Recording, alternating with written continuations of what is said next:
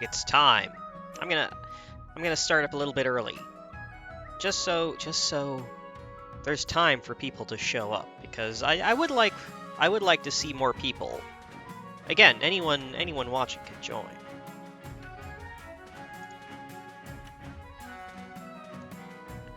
Da, da, da, da, da, da.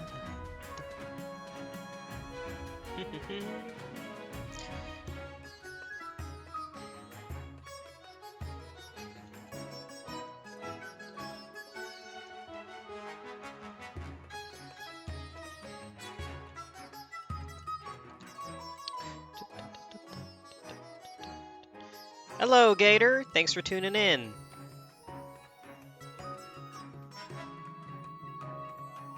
I'm just getting all my announcements squared away. Give people time to tune in and get ready to scheme.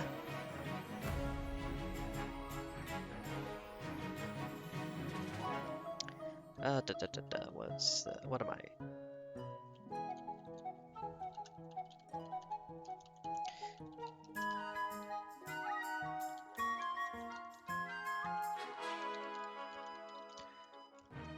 All right, here we go.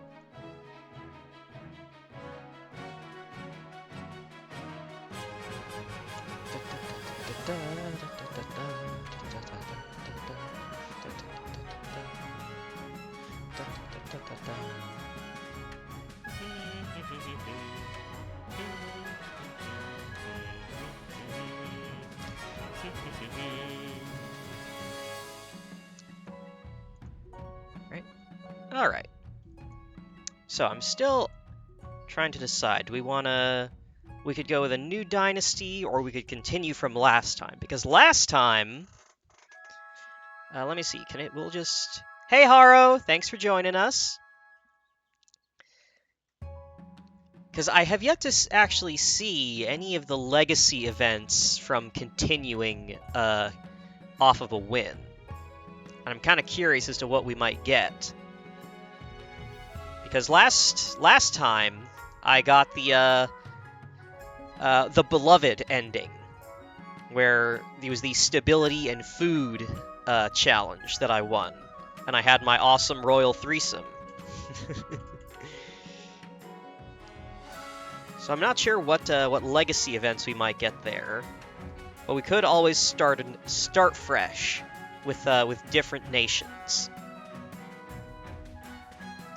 I actually don't remember what nations were in play last time. I want to say I think we had the Counts. I'm pretty sure we had the Counts, but I don't remember the others.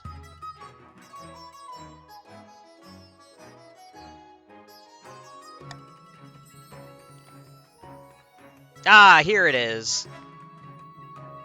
Oh! Oh, it saves multiple ones. Alright, so this one we had counts, barons, and patricians. And this one we had patricians, grandees, and chiefs. Everyone loves the patricians. Patricians seem to be like ubiquitous in every game.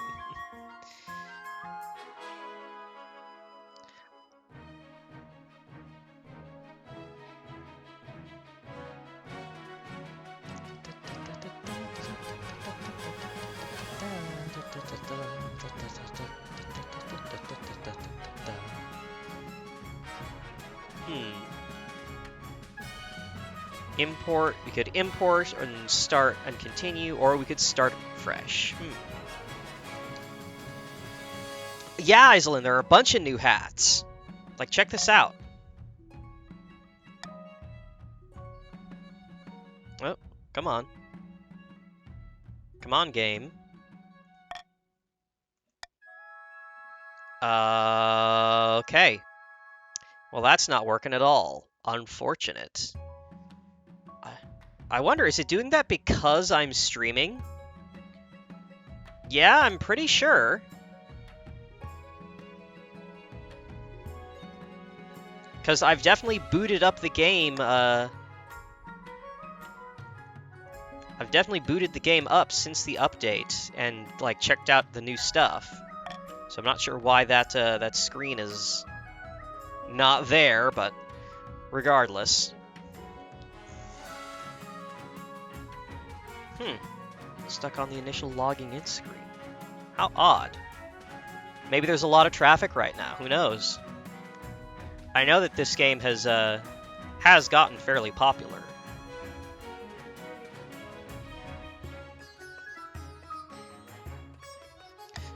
But let's go ahead and hello, Gray. Here to squish me once again. And Zelkaja, hey hey. Alright, well we're gonna continue. We're gonna hit load game here. And I'm just gonna leave it at this screen to let people join in. So remember, in order to join in as a noble, use the command !join, followed by your preferred pronoun, either he, she, or they, to join the game as a noble.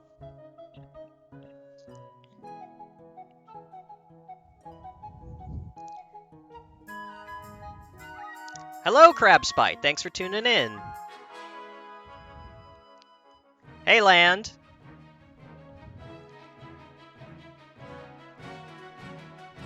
And remember, anyone can join in at any time. You don't have to be here at the start to participate. As long as you tune in, you can join at any time with the command there.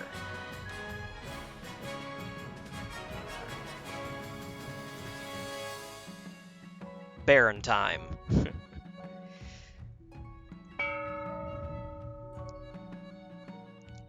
Shame it doesn't allow me to recustomize. All right, so this is a legacy.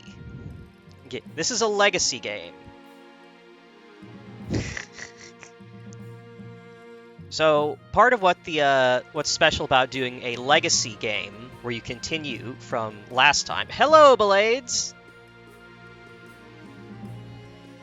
Is that all of these stats from like the treasury, your individual wealth, and the stats, like the kingdom stats from the previous game, all carry over. If you're doing legacy, you always get the same faction you got last time, right? I believe so. Yes, I believe that part of a legacy game is that you remain assigned to the same team. So, all right. All right, council introduction. Bald Queen. Why is my daughter bald? Oh goodness. She did not inherit my luxurious hair. All right, let's meet the counts. Hello, Countess Crabspite. An honor to finally make your acquaintance, Your Grace. I was dismayed to hear of your mother's passing. I'm sure you were. Hey, it's Haro! A pleasure, Your Serene Highness. I hope to see our kingdom prosper and grow wealthy under your reign. Hail and well met, my liege. Under your leadership, we'll whip this kingdom into shape, hmm? Hey, Gray. You are so whiny, Zelkaja. I beat the cult. I did defeat the cult, and I did everything in my power to get the cult settled. It's everyone else that was, like, fighting against it. You shouldn't have a mech. No one should have a mech. That is too much power for anyone in this time period to have. The council hall immediately fills with raised voices as the nobles argue. Is this what your mother fought so hard for? No, your mother fought hardest for a bangin' lesbian threesome. Happened to the Elder Scrolls with Numidium? Mechs are bad news. Path to victory. Alright. Your Majesty, the first few Years of your reign are the most difficult. You're new and unproven. Nobles of the council will scheme against you, hoping to kick you off the throne and put their own puppet claimant in your place. Oh no! To defeat their schemes, you must secure an heir and prove that you are worthy by completing an ambition. Alright, my question is this. When you die, how do you hope the kingdom will remember you? Alright, as a conqueror, as a peacekeeper, as the greatest queen ever, as the mother of a nation, as the architect of a new golden age, or as a saint? Alright, so let's look over at the kingdom stats. Architect of a new... Let's see, I've done a farming win and got the beloved ending. Let's go for a trade win. Architect of a new golden age. A lofty goal indeed.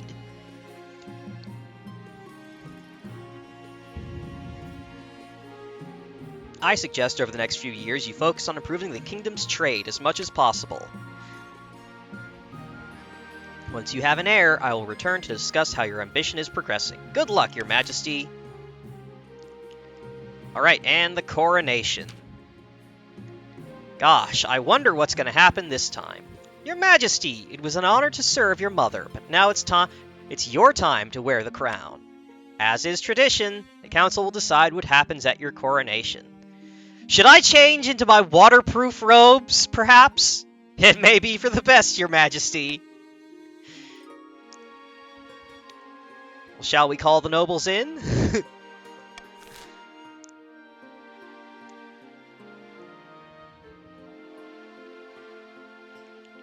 This is the same guy that can marry a fish.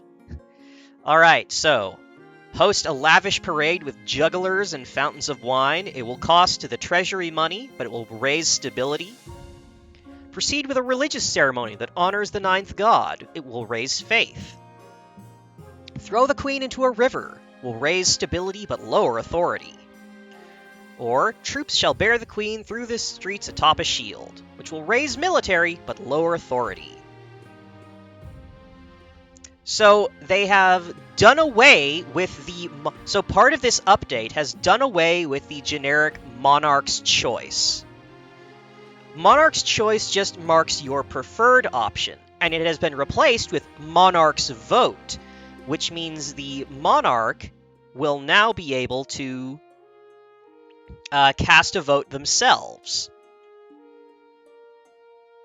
You all right there, Jade? Yeah, there you are, Jade. You're a count now.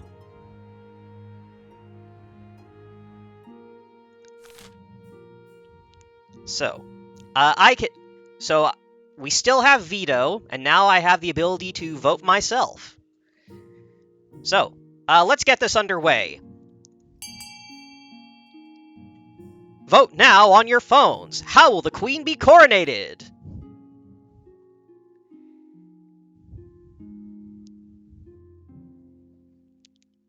It's always the river with you folks. Everyone, every time, it's always the river.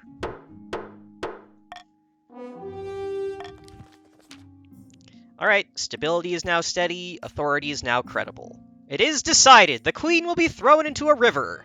Just like last time. And so it begins! The nobles pick you up and carry you to Treadwater River, hurling you into the shallow water with a cheer. When you climb back up the bank, soaking wet, Chancellor steps forward, puts the crown upon your head. Nobles are still giggling. Ha ha ha ha ha. Alright, time to vote for schemes. Avina of the Crabspite Dynasty, powerful eastern bird breeder, leans delicately on a podium, speaking in a melodious tone. My fellow counts, in ancient times the East was its own proud kingdom. We can bring back those days of glory, but not while the false queen Xebha II wears the crown. Counts, vote for your scheme! Subterfuge, blood ritual, or ascension?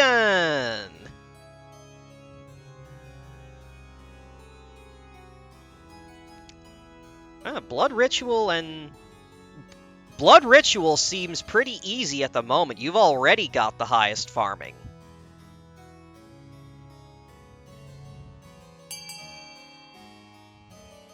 Oh, hey, Biz! How did our faith get so high last dynasty? Funny story! So one of the events that happened in the last game was a cult sprung up in the east. It was something like the disciples of the eighth god, because they found an arm of God. They found an arm of the eighth god and were using it and worshiping it. And through a series of misadventures, a lot of the Inquisition got involved trying to kind of stamp that out, and as a result, faith got quite high. I mean, eventually we took care of it. And, you know, the cult was defeated, and the arm of the god was confiscated. Turned out to be a big mecha arm that I had dismantled and sold for parts.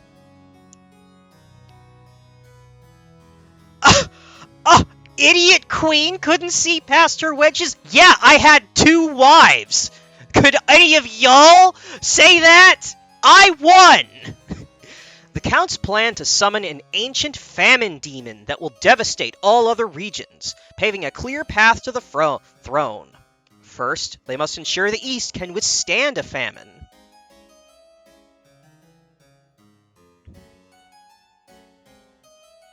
Belle, in order to join, use the code !join followed by your preferred pronoun. So, he, she, or they.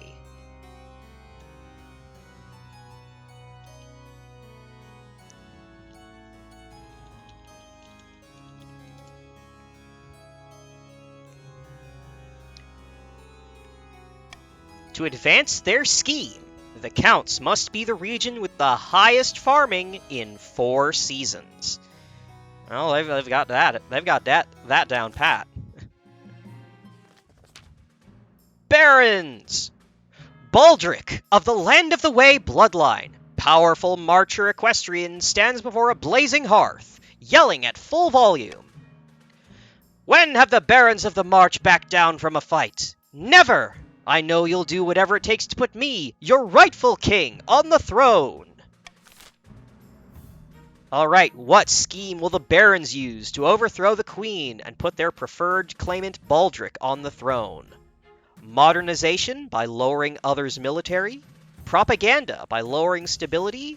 Or gunpowder by lowering authority? Yeah, the Land of the Way bloodline, inventor of the Land of the Way.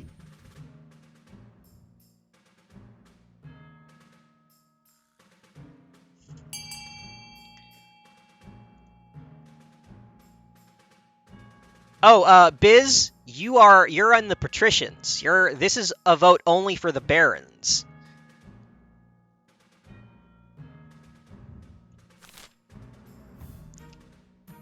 If you have the Twitch extension enabled, you should be able to see on the side of your screen a little colored button that will allow you to check your personal wealth and your faction's scheme. Gunpowder! The Republic of Kurth has this substance called gunpowder. With enough of that, the barons could take over the kingdom. Of course, a sensible queen would never allow one region to hoard such a thing. To do so secretly, the barons must ensure their trading partners don't fear the queen's wrath. To advance their scheme, the barons must lower authority to 4 or less in 2 seasons. Patricians! Eulalia of the Iselin family, eccentric coastal entrepreneur, scribbles with a well-used quill on a hardwood desk, explaining in measured prose. Fellow patricians of the coast, my claim to the throne is far more legitimate than that of Queen Xebha II. Something must be done. Alright. What scheme will the patricians use? Will they use conspiracy and lower the treasury? Will they use intimidation by raising stability? Or will they put a doppelganger on the throne by having the lowest defiance?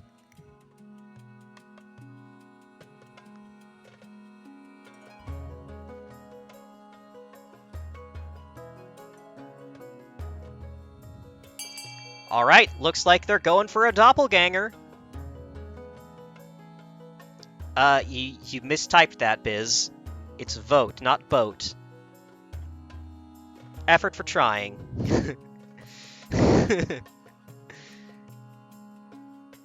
Yes, you do have boats. As patricians of the coast, you have many boats.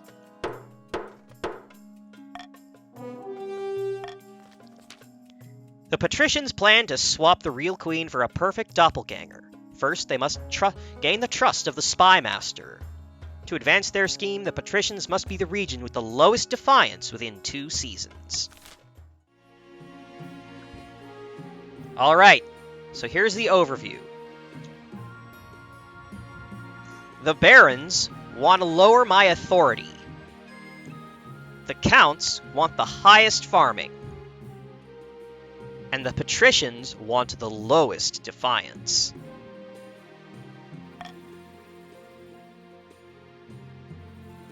Oh, and I get to adopt a new law right off the bat. Alright, stop the count, swing votes, reverse voting. Let's pick that one up. Alright, what do we got this season? A new plague. The Honor Guard. Horror in the East.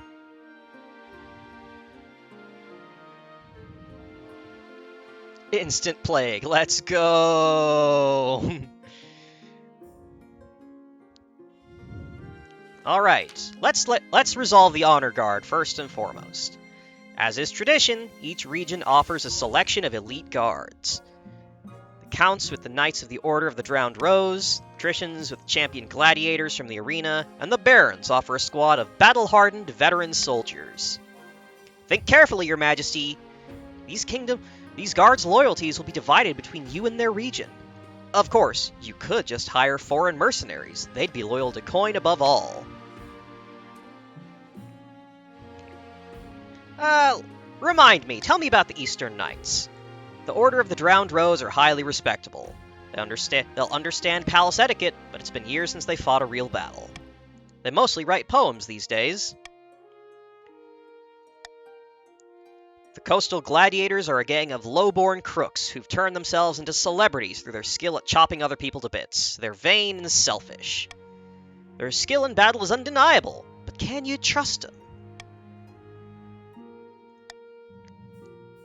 The veterans of the March have fought more battles than they've had hot dinners. They'll be uncouth, no doubt, and won't adapt well to life in the palace, but they're loyal and tough as nails. Welcome, huge idiot! Thank you for tuning in! That feels so mean. This is your first time here in the chat, and I opened by calling you a huge idiot, because that's your name. Well played! And what foreign mercenaries would you suggest? A band of fearsome fighters from the Tatterlands called the Battle-Bitten Brethren. Specialize in bodyguard work, but they're expensive. Hiring foreigners will betray a lack of confidence in our kingdom's fighters and raise everyone's defiance. I have made my decision. I await your verdict with bated breath, Your Majesty.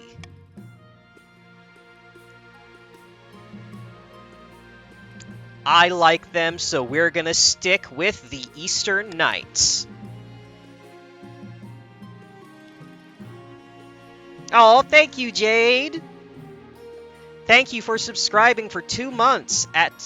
Does it tell me which tier you're at?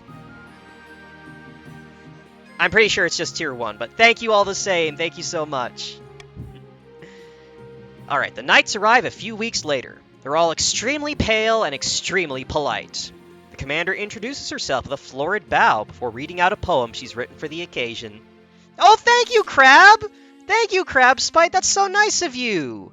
Crabspite has subscribed to tier 1, and I appreciate it so much. Alright, a new plague. Oh. Oh, I'm not excited about this, not one bit. Lord Patrician, huge idiot, says, Your esteemed highness, the coast has been struck with a plague. And not just any plague, a dancing plague. Wait a minute, didn't this happen to land? It's back? What kind of dance? All kinds, but the most popular one is where you shake your arms back and forth across your body. The youth call it the thread, though I've no idea what that means. Oh no, they're all flossing! Oh no, they're Fortnite dancing themselves to death! It affects everyone, even dogs and cats. We don't know how it started, but it's spreading quickly. Whole villages are dancing themselves half to death. Okay. Quarantine, pass a law that forbids dancing. Let it be. How bad could dancing be anyway?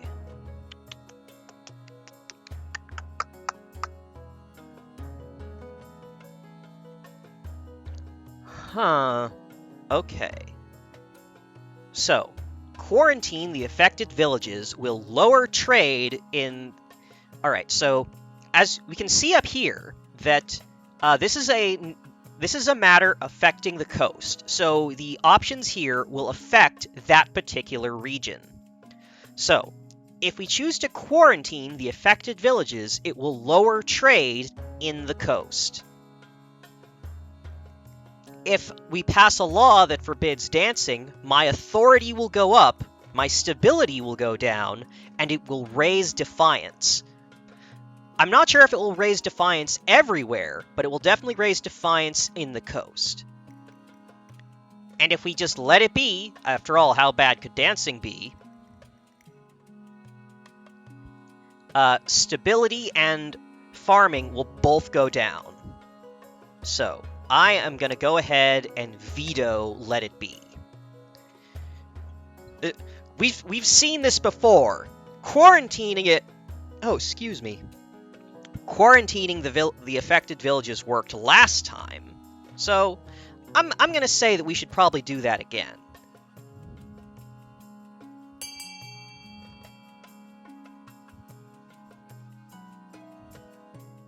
Should outlaw sick people. Unfortunately, I haven't been able to make that a law yet.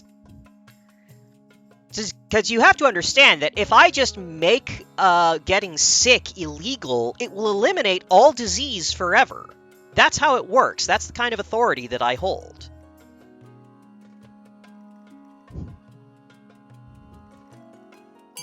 Boat, boat, boat, boat, boat, boat. That's true. Trade is currently my goal, so this does potentially hurt me in the long run. Trade is now opulent. Though the move seems drastic to some, it is the only way to be sure this plague does not become a serious problem. Patricians agree to enforce your quarantine. Only time will tell if it's an effective solution or not. Alright, horror in the east. Oh, it's Count Bell! Your Highness, a monster has been stalking my farms at night, smashing down the doors of cottages and feasting on the peasants inside. How many victims? Ah, dozens, Your Highness, and only a few have survived the attacks. The survivors tell a garbled story about gleaming fangs amid a mountains of blood-soaked fur. Ooh, spooky. Alright, send the Count's army to deal with the abomination. That's a military check. Offer a substantial bounty on the monster. That will lower defiance. This is no concern of ours. Will lower farming and stability.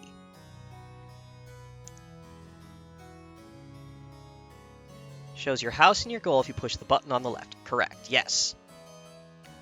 Alright, well, unfortunately, I already used my veto, so... I am going to put my vote towards sending the Count's military to deal with this. Hey, Zelkaja, listen. I am going to try and solve this problem, but it's up to y'all to work with me to get the problem solved. Alright, so I am putting my vote towards sending the Count's army to deal with the monster.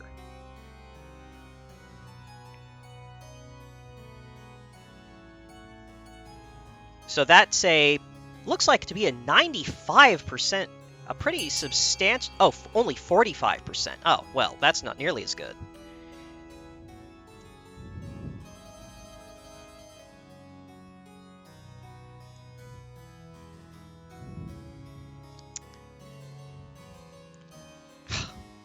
You people are heartless. Peasants are getting killed, and y'all are just like, oh, that's not our problem. Think of the peasants, people! Ugh. Unbelievable.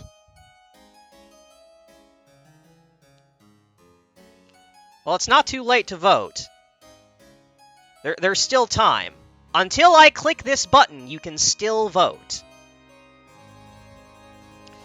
Since I was doing dishes, where is each of the what's each of the houses working for? I only heard Green was looking for minimum defiance.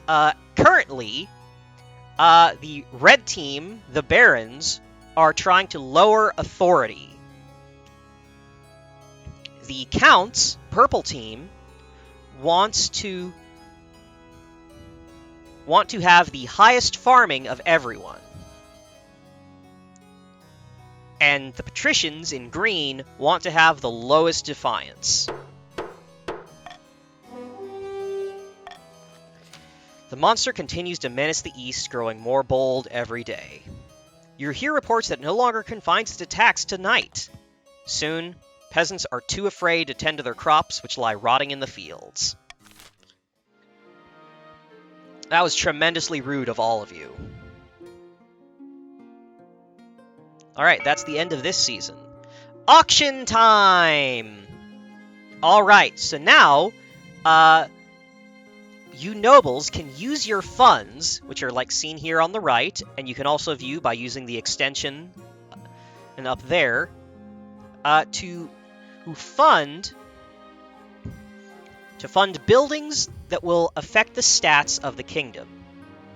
I think possibly Zelkaja because you spent it all in the last game. Yeah, as I said before, this is a legacy game, so it's carrying over all the stats and money from last time. Hello, subject name missing! Oh, that's unfortunate. So, keep in mind that anyone can fund any building, and it specifically affects the region of the color it's in. So, building an aqueduct will raise farming specifically in the east for the Counts. Building a library, stats like authority and stability affect mine up at the top. Military, farming, trade, faith will all affect the specific stats of the region that match the color. So, like building a theater will lower my authority regardless of who builds one, but building a fortress will only raise the March's military. Now keep in mind, only the 2 most funded buildings will be put into play. So, it can sometimes be worthwhile to put funding into a building just to make sure someone else can't build theirs. And with that, let the auction begin. Remember, use the code !fund XY to fund a building, where X is the letter of the building you want to fund, and Y is the amount of gold you're putting towards it. So, for example, use fund C 500 to put 500 gold towards the aqueduct.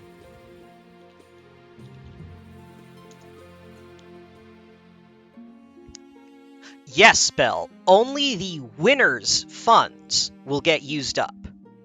So if the building that you put money towards doesn't win, you will not lose money. Alright, so now that I've gone over that, auction begins in 3, 2, 1, go! You have 1 minute.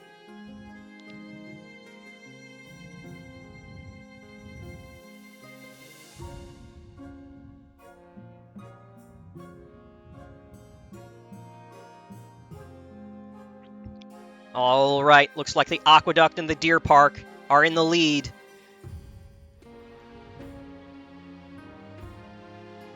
Oh, and the theater just jumped ahead by a huge margin.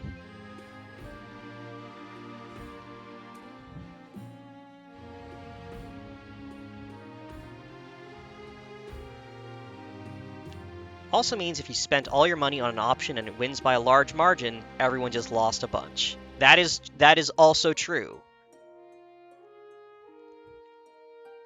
Alright, the theater and the deer park are in the lead. Oh, but the aqueduct is the aqueduct came back! Alright, the buildings funded are the theater to lower my authority, and the aqueduct to raise farming for the east.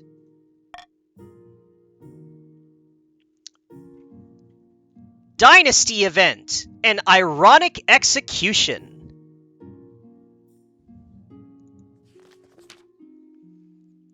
Your Majesty, my little birds have brought most interesting news. Baron Land of the Way is a traitor! He's been selling Marcher secrets to Ashmead for substantial amounts of cash. Baron Land of the Way's wealth has increased, but the March's military is now mediocre. All lies, my liege! I have been feeding Ashmead strategic misinformation to lull them into a false sense of security. And besides, you can't cut off my head! My family invented the Land of the Way! It's in the name! The old Queen Xebha promised my family it would never be used against us. Would you break that vow? I don't recall ever making that promise. I just prevented all the nobles from using it against you that one time. Alright. So, our options are: have Baron Land of the Way shot full of arrows instead. Use the Land of the Way for its intended purpose.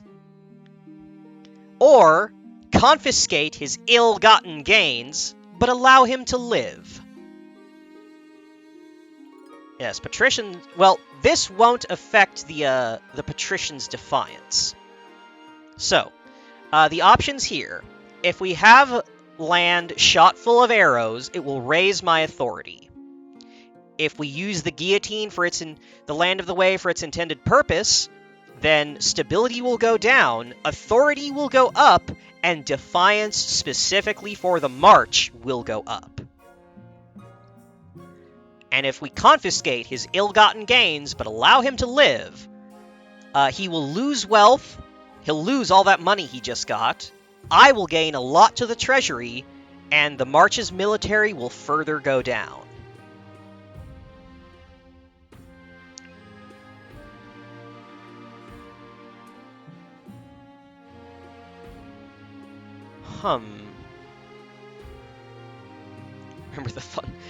Remember all the fun times we had?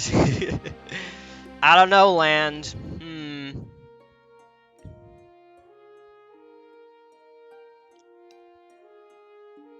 Alright, I think this is a great time to, the authority threshold for the barons is 4.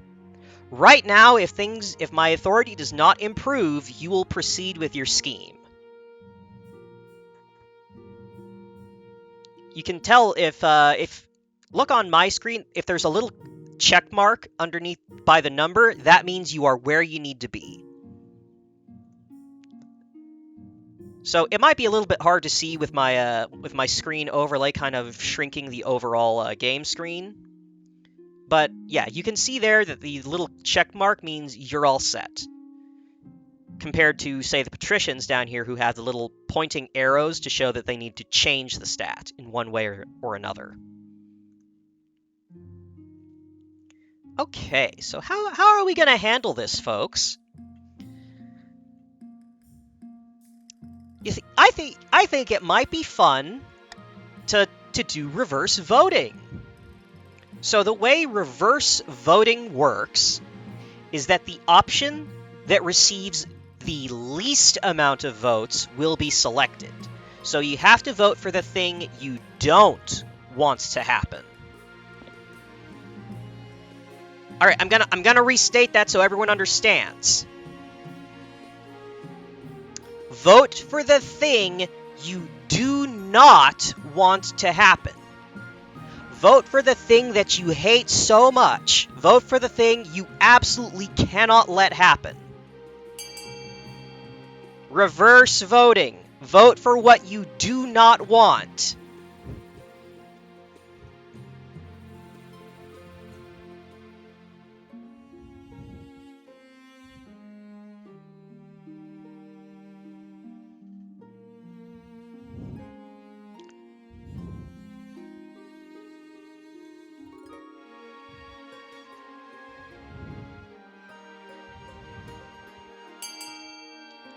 Well.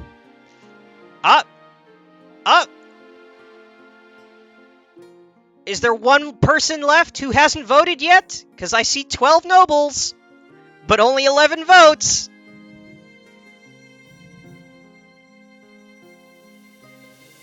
Do it. A count who hasn't voted. Who is it? Where are you? Jade! Jade, are you there? Hey! Hello, Rabbit Legs! Hey, everyone! Rabbit Legs, this is the person that drew all my emotes! She's very nice! Thank you for tuning in!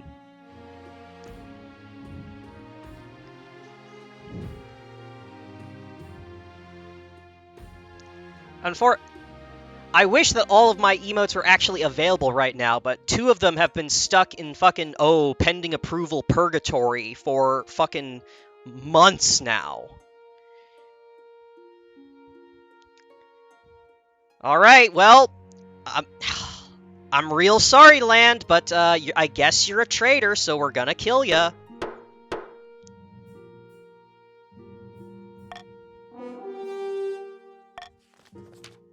Baron Land of the Way is led to the Land of the Way and places his head inside. The blade descends.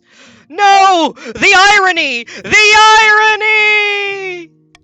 Despite the fact that he almost certainly made it up, you face backlash for breaking your ancestors' so-called promise. Yeah, I knew it! I knew that he was lying! Despite the fact that he's almost certainly made up. Yeah, I never promised not to use it against his family. Alright. The Archbishop's Fury. You're enjoying a peaceful breakfast when the Archbishop barges into your dining hall waving a scrap of paper. Your Majesty, this is an outrage! This was nailed to the door of the cathedral this morning by some 2-bit priest called Smote Lemongrave. Oh, that's a great name. It's short for May I be smote by the ninth if I ever prove unworthy. A religious family, the Lemongraves. Anyway, his name is not important. This is an essay decrying the church, making all sorts of fantastical accusations. Okay, what are his issues? He claims that we're corrupt just because we're selling premium tickets to a cushy afterlife at 100 gold a pop. And he wants the church to officially change the 4th sentence of page 118 of the Holy Book so that it forbids selfishness instead of elfishness. He claims it's a typo, just because elves aren't real. He even criticizes my hat, says it's a bit much. How dare he? Smells like heresy to me, your majesty. I can have a pyre built in the city square before noon. Alright, so our options. We can track down Smote Lemongrave and have him burned at the stake. We could destroy the heretical missive and leave it at that. Or the church should address these concerns.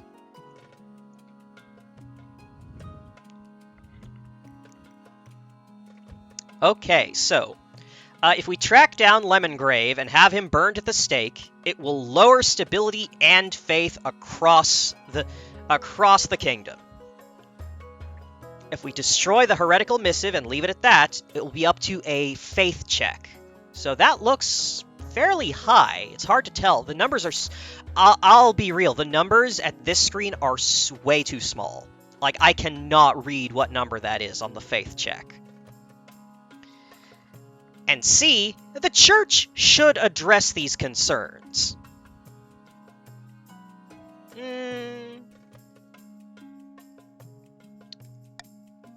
Alright, well, I am against having him burned at the stake. So... Wow, only 40%. Huh. So, it's between letting the church deal with it themselves, or tracking down and destroying the heretical missive. Okay, looks like people are interested in destroying the note. Let's see what happens.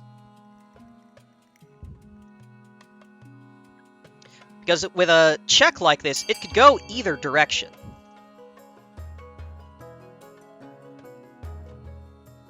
All right, that's all the counts accounted for.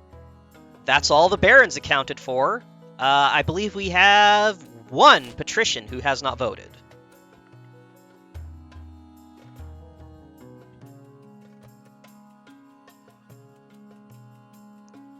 Oh no! The huge idiot has forgotten to vote!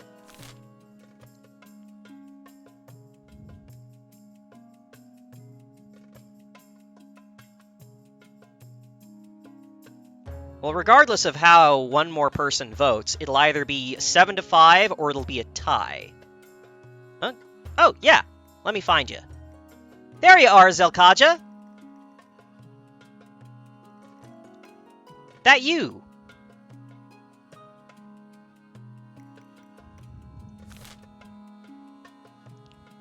Why? It's unfortunately, the game will just... If you don't have the game yourself to customize your character, it will randomly generate you one. And each region has some particular biases for appearance. Is there a free version with just customization? Unfortunately not. No, you have to pay the $4.99 to buy the game if you want to customize your character. Letter is tossed into a nearby fireplace and quickly burns to ash. Alright, let's see what happens! Fortunately, the common folk show no desire to turn against the church. They fear for their immortal souls, and their currently uncooked flesh. Stability has increased. And of course elves aren't real, because the Ninth forbade them. It says so in the Holy Book. Smote Lemongrave returns to obscurity as a minor priest in a small town, and you never hear from him again. Never? We'll see about that. Finding a spouse. Your Majesty, it's important you find a spouse sooner rather than later.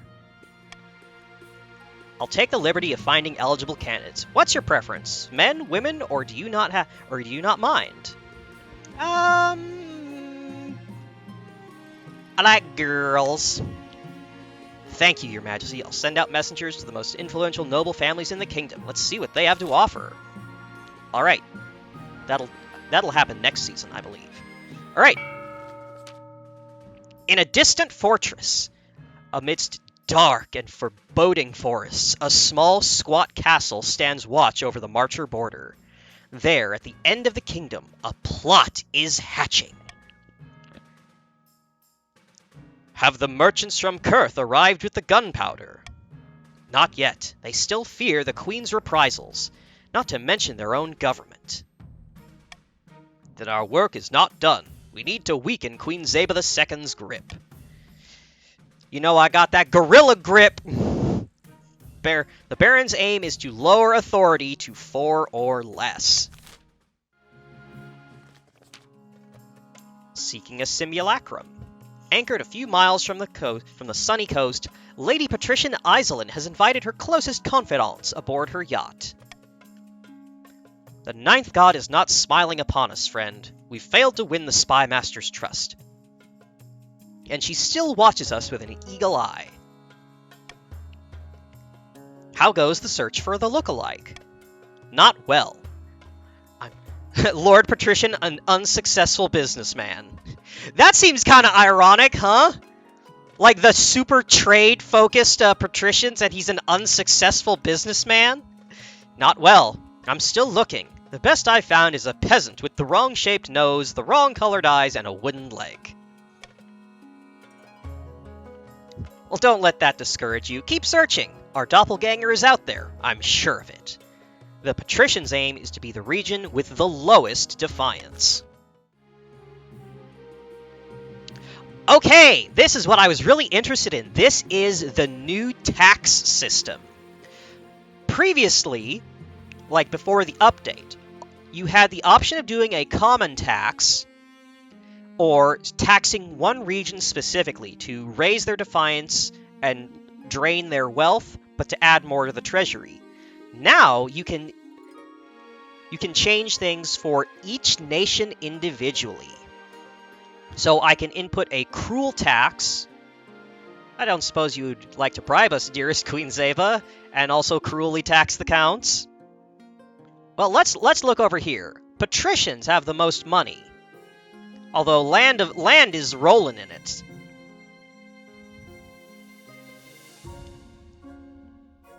So a cruel tax will take wealth from the nobles of that faction and give me more to the treasury, but it will raise that region's defiance.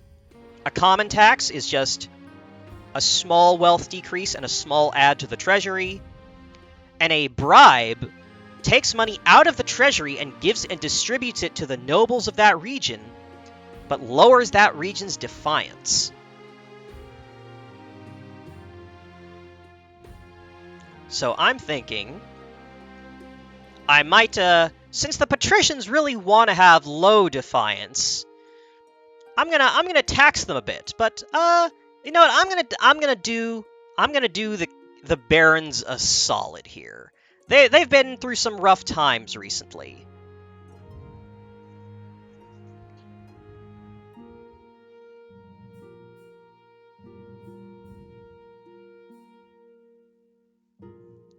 As for the counts, how are the counts looking?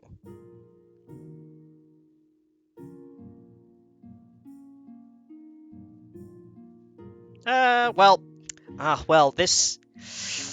Oh, wow, this bribe is really expensive. I'm gonna lose money this tax season. And, would you look at that? The counts imposed harsh taxes on their serfs.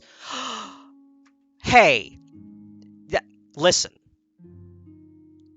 You don't have any money? Listen, counts. What goes around comes around. If you're going to harshly tax your serfs, you're going to get taxed in return.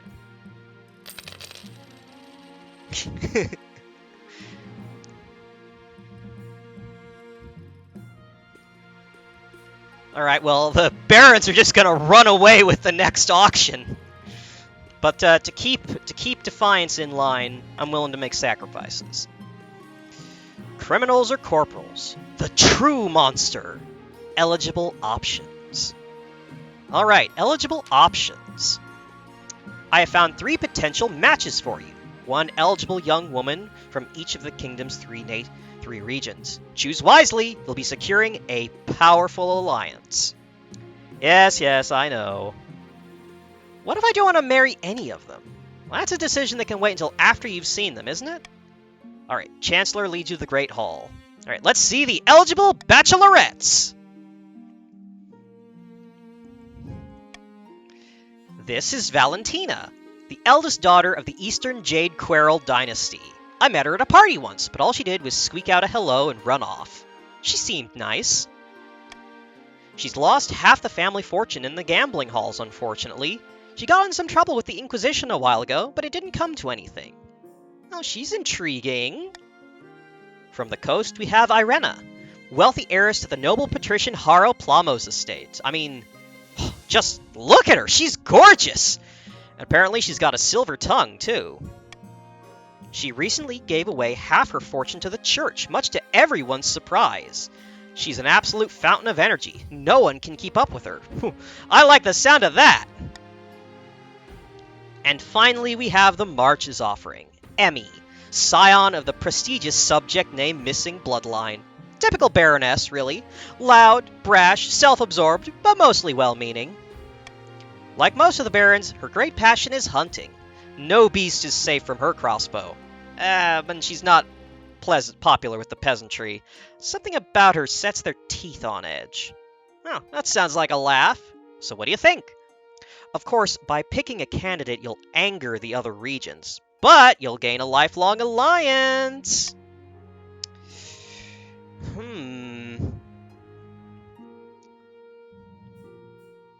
I gotta say, I'm leaning towards Irena. I know that's Elkaja, I know, but like, look! Have you seen this woman? She's gorgeous!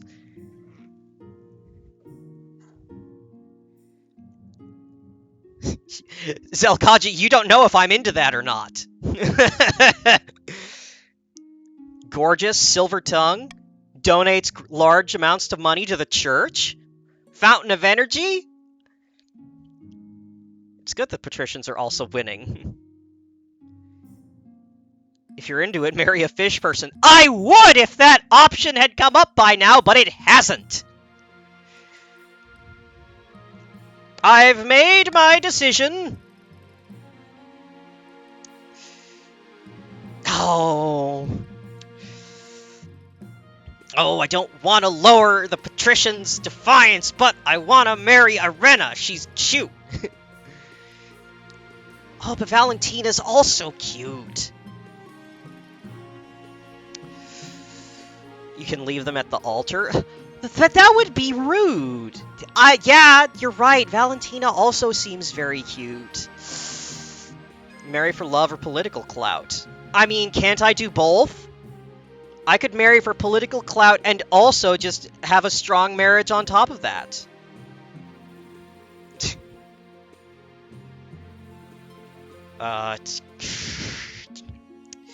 It's between Valentina and Irena.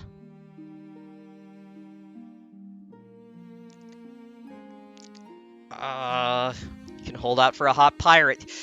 I could, couldn't I? But, I've never actually refused a spouse. Marry Irena just so she can break your heart. Don't you think Haro deserves a good turn? Yeah, I mean, Haro does deserve nice things, but... Hold on. Oh, dog pictures! Alright, I've made my decision. I'm gonna go with Valentina. The prospect of her being cute and shy has gotten the better of me. Alright. The true monster! Remember when I came to you with word of a monster preying upon peasants in the east? I do recall that, Count Bell. It's difficult to forget. I have reason to believe that the culprit may be one of my fellow counts, Countess Selkaja Ukronos! Peasants believe that Countess Selkaja transforms into a colossal, bloodthirsty beast once every 7 nights. Do we know of something like this ever happening before? Only in legend. King Karvik II would send a turd into such a beast and slaughter his servants at night. but in the day he was as mild-mannered as a baby duck. He had no memory of his crimes. Perhaps the same is true here. What should I do? Oh, pray do not call a public vote on the matter. It would embarrass Countess Zelkaja greatly for no good reason. Alright. Oh! Oh, I can handle this privately.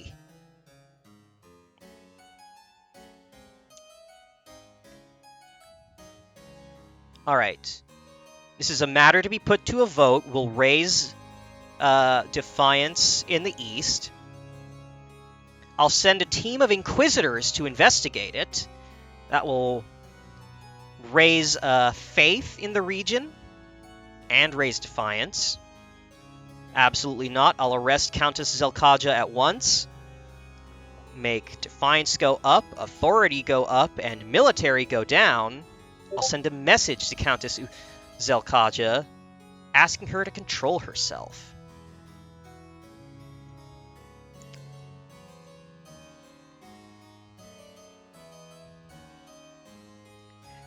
Oh yeah, dog pictures! Yo, I actually got the dog pictures. This was such a good decision. Hey, Kefli! Alright. Alright.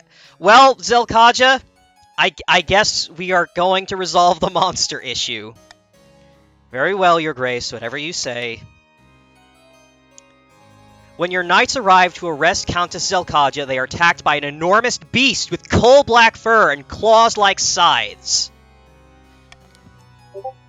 It slays dozens of knights. Once finally wounded beyond hope of recovery, it turns back into human shape. Countess Zelkaja Ukronos lies on the floor, frail, limp, and soaked in blood. Please, release me of my curse. Well...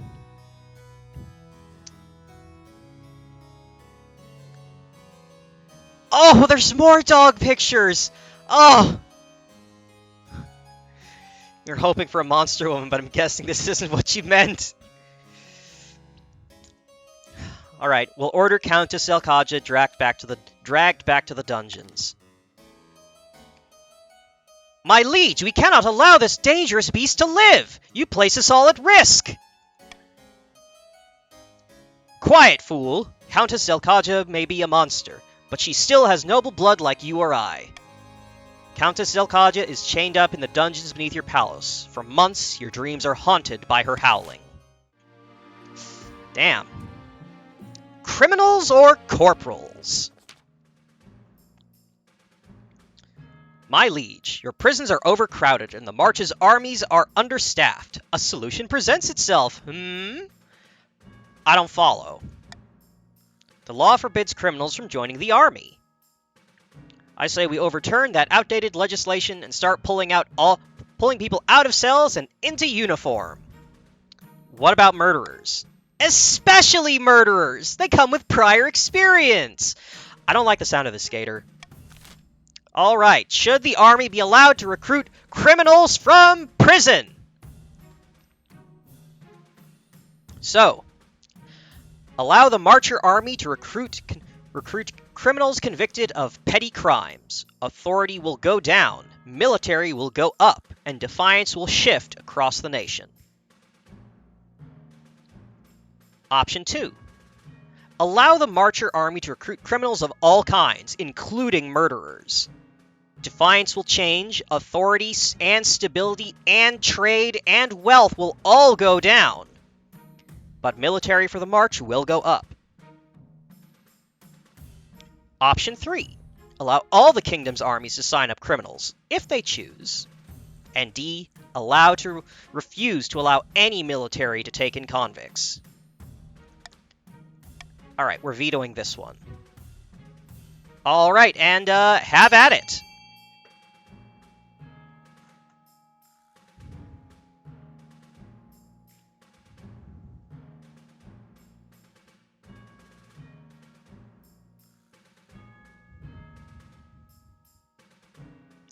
Personally, I'm a fan of option C.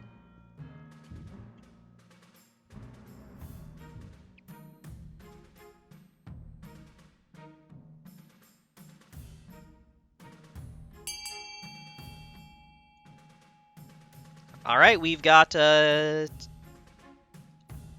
think we're missing one person. You have to put an exclamation mark in front of the name, Gator. Oh, wait, you already voted. Hush you.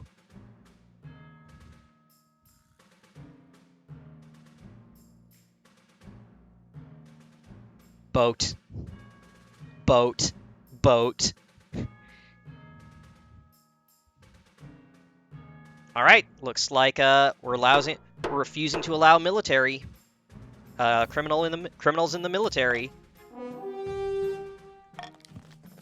Oh wow, defiance go way up. Hell's bells! How are we supposed to defend this kingdom if we don't have the troops? He stomps out, trailing mud all through the council hall. Oof. End season. Okie dokie, what do we got? Oh, Iron Choice. And let's see, we'll take out Monarch's vote. Alright, defiance is too high, and one or more regions is considering rebellion. Rebelling will stop them from advancing their scheme, and they can't be taxed or take part in normal votes.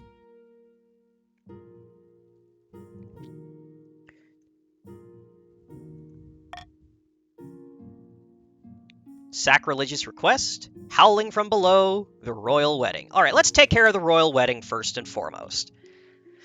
Your wedding to Valentina is naturally the talk of the kingdom. Nobles and peasants alike travel from across the realm to attend. For a week and a day, the capital is one giant party. Feels like you're the only one not taking part. Instead, you're getting ready for the ceremony. Soon enough, you're standing in St. Bertrand's Cathedral with Valentina at your side.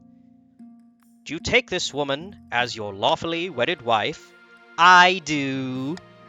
I pronounce you queen and wife. Ha ha! Defiance go down. Authority and stability go up. After the wedding, of course, there's a feast. And after the feast, a dance. Your new wife Valentina turns bright red every time a toast is called in her honor. Aww. By the time you find yourself alone with Valentina, it's past midnight and you've never felt more tired. Hello. I hope you had as good a time as I did. You too. You both lapse into strained silence. Valentina gulps back her wine. Need to work on your people skills. Tell me about yourself. I can see you need some space right now. I don't want to pressure her. I mean, I want to get to know her, but I don't want to put pressure on her. What do you guys think? Help me woo my wife. Unlike your mom, you really ain't a playgirl. Listen, give it time. Look, Xebha the First's wedding was started off pretty weak, but it got stronger later on. More dog pictures!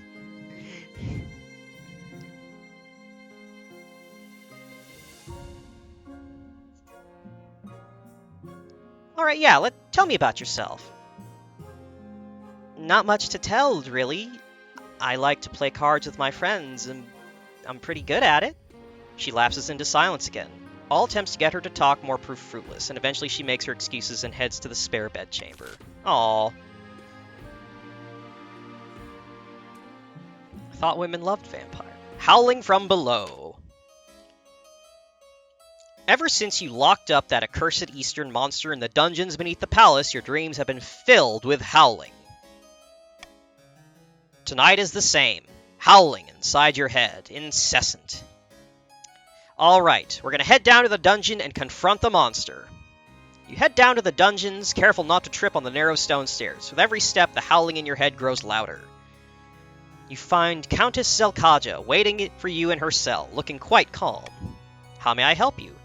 The howling in my head! Make it stop! You're just hearing the call. The only way to make it stop is to answer. And how do I do that? Open the cell. Let me free. I'll show you. Do you think I'm stupid? You have my word that you will not be hurt.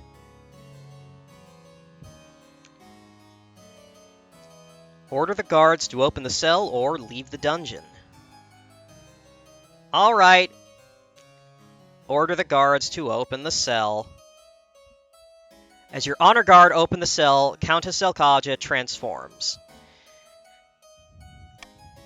Your Eastern Knights charge, reciting battle poetry as they swing their swords. The monster tears them apart one by one, splattering the walls with blood, but it suffers dozens of wounds. Once the honor guard are dead, the monster leaps on you, sinking its scarlet fangs deep into your shoulder. Then, with a final shudder, it dies as the last of its blood gushes from its wounds. You stand alone in the gore-soaked dungeon, catching your breath and clutching your injured shoulder. Countess Zelkaja Ukronos has died. Countess Zelkaja II has joined the council. I need medical assistance! A few officers arrive from upstairs. One of them vomits. The others hurriedly begin bandaging your shoulder. Wound is slow to heal. Thankfully, it doesn't appear infected, and your physician expects a full recovery. Alright, sacrilegious request. Baron's subject name missing. My liege, I'm as devout as anyone, but it's beyond ridiculous that for one day of every week, all the shops shut and no work gets done. I know, it's the ninth god's holy day, the day he rested after slaughtering the other gods like cattle. But must it interrupt trade? I'm leaving profit on the table! And need I remind you, the March is an economic powerhouse keeping the kingdom afloat? We should receive special compensation. Special dispensation. You want to carry on working through the day of rest? Well, not me personally, just my employees. This is sacrilege, by the way. Ah! I assure you, High Inquisitor, I have nothing but utmost devotion to the ninth. But I need to think about the profits! Alright. Allow people to work on holy days, but only in the March. Allow people to work on holy days throughout the kingdom. Or keep the weekly day of rest.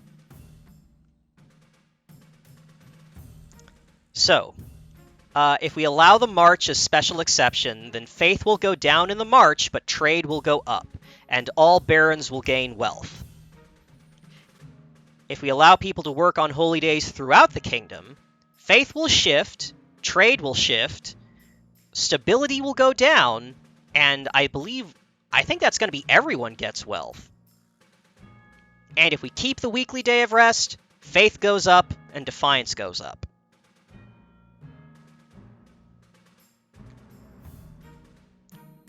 Hey, us getting trade might help curb the Count's plans. C sounds right.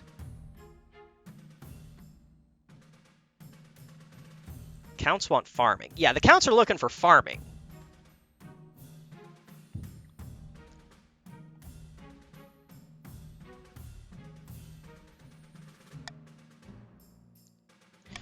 Alright, I'm going to put Iron Choice on keep the day of rest. And with that, I will allow you to begin voting.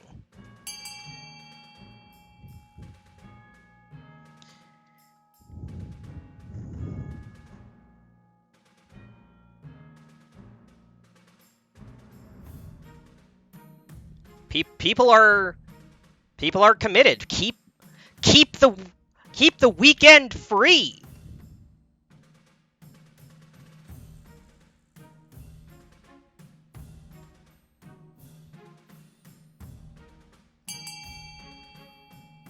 Alright, well, I don't think, even if everyone remaining votes, that's not going to be enough to sway things, so.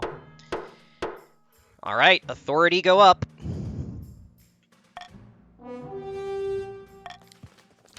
By the 9th! Fine! I'll just go back to propping up this kingdom's economy, shall I? Authority is now iron-fisted. Defiance is now vengeful. On the way back to his hill fort, subject name missing is mobbed by religious zealots and held in makeshift stocks for a week, and pelted with dung and rotting meat as faith goes up. common folk find it hilarious, and the church donations triple overnight. Any rumors that the High Inquisitor was involved are totally unfounded. Alright, that's the end of the season. Famine begins. Late at night, two counts meet in an ancient stone cemetery to discuss their schemes against the queen. In order to rebel, you have to use the command rebel in order to rebel. Count Jade Querrell. Our grain stores are looking much more impressive than the rest of the kingdom. Yes, and I've had peasants from the march moving into my lands, desperate to sponge off our prosperity. How exquisite! But won't summoning this demon be difficult? It's magic beyond our usual fare. The walls of reality are sturdy, but they can be weakened.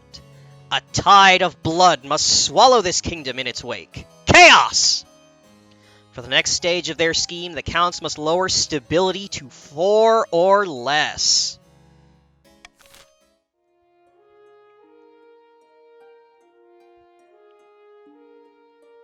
Alright. Barons want to lower authority.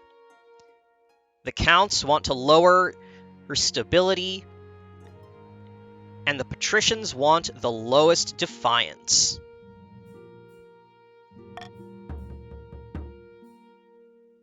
Alright. And the march is on the verge of rebellion. They have 9 defiance, which exceeds authority and stability. Alright.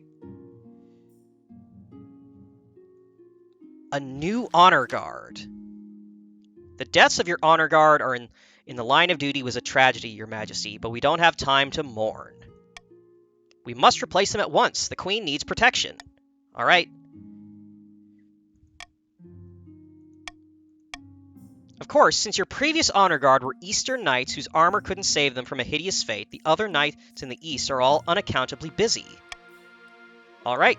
Hey! Let's get some of these veterans from the march.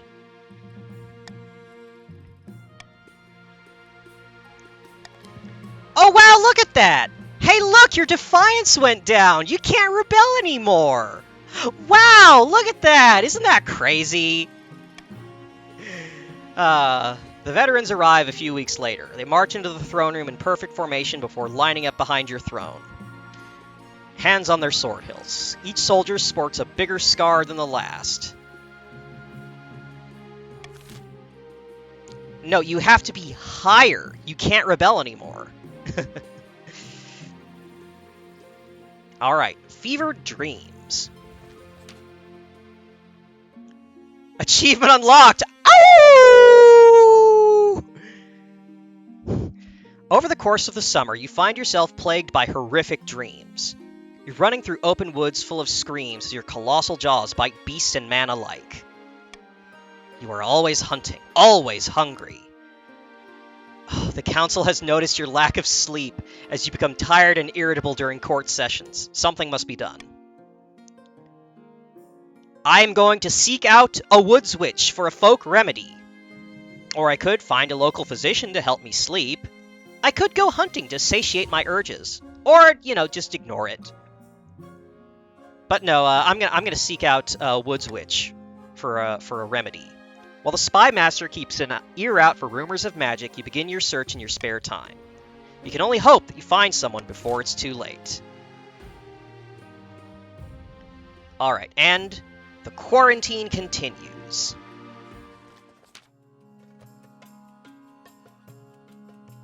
Your esteemed highness, you will recall the quarantine you ordered to deal with the dancing plague?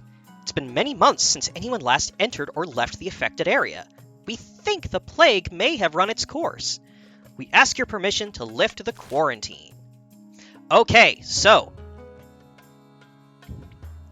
our options are we can lift the quarantine, which will lower defiance for the patricians and increase their trade. We can continue the quarantine indefinitely, which will increase the patricians' defiance and lower their trade further. We can hire an adventurer to check if it's safe, which will cost me 900 gold out of the treasury over here. Or we could send Lord Patrician, the huge idiot himself, to check that it's safe. Alright. We're not going to continue the quarantine indefinitely. So, decide how we shall resolve this.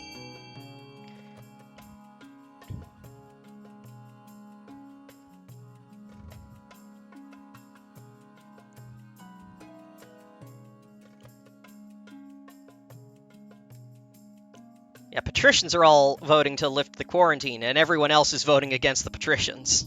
Unfortunate.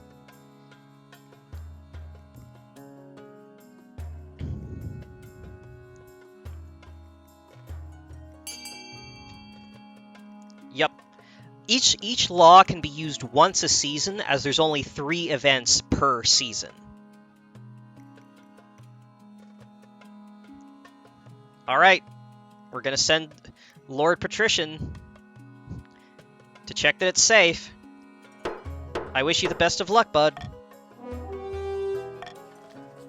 Me, your serene highness? You can't be serious! Despite the huge idiot's protests, the Queen's word is final. He's sent into the quarantine zone.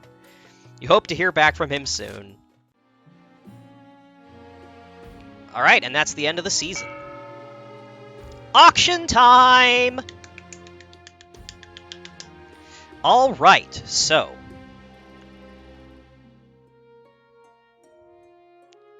let's see. We've got a Grand Bazaar, which will lower trade in the March. We have a theater, which will lower her authority. There's an observatory that will lower faith in the East. We have a prison that will lower stability. We have a deer park that will lower farming in the coast. Or a library, which will raise stability. Yeah, didn't I say that? Didn't I say raises trade? Yeah, raises trade in the, oh, my mistake. Yeah, Grand Bazaar raises trade in the March.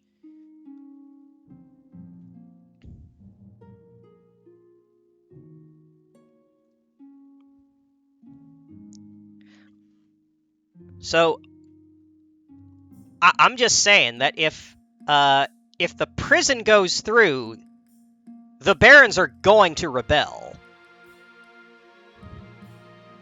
And if the barons rebel, they cannot participate in their scheme, and events will rapidly change.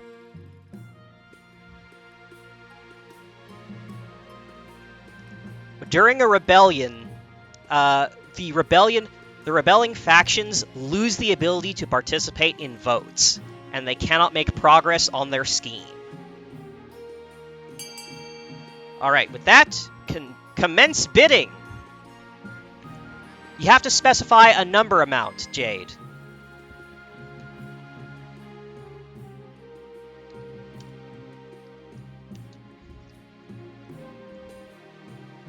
Yes, that is true. The counts want to lower stability, and they're on phase 2. So, hey, might want to consider getting that library funded. That'll stop the counts from making progress. Haro, you don't have that much money. Fund boat. I'm sorry, Biz. You have to fund the boat elsewhere. You can't fund it here.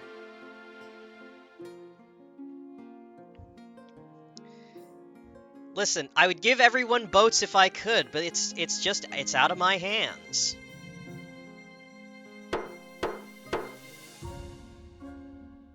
Alright, time's up. Alright, a theater and a prison. Stability and authority go down. On the verge of rebellion. Alright, defiance is too high. Alright, end the season.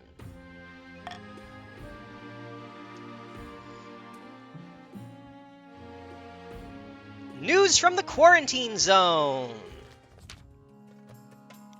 Your August Majesty, I have returned! And you look well. I feel well, Your Serene Highness. I leave the quarantine zone in good health. The plague has run its course and the people are alive, though I fear they will never dance again. Well, that's good news. Indeed, Your Serene Highness. Humbly, I ask the Council to lift the quarantine so the coast can return to normal.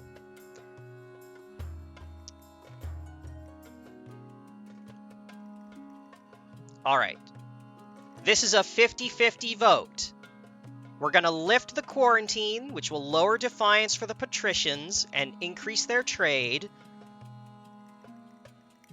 And that's all you're going to do. Understood? Quarantine is lifted.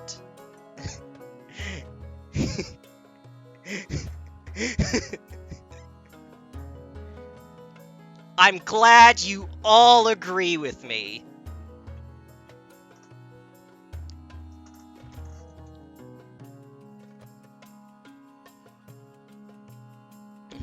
Yes, exactly. Your favorite Pokemon is Scyther. What's yours?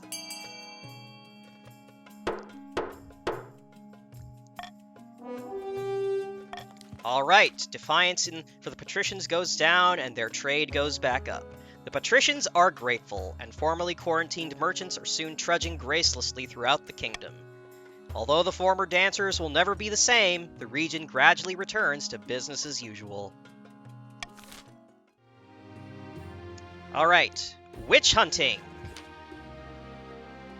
For weeks you've searched for a witch or warlock that can treat your dark and bloody dreams.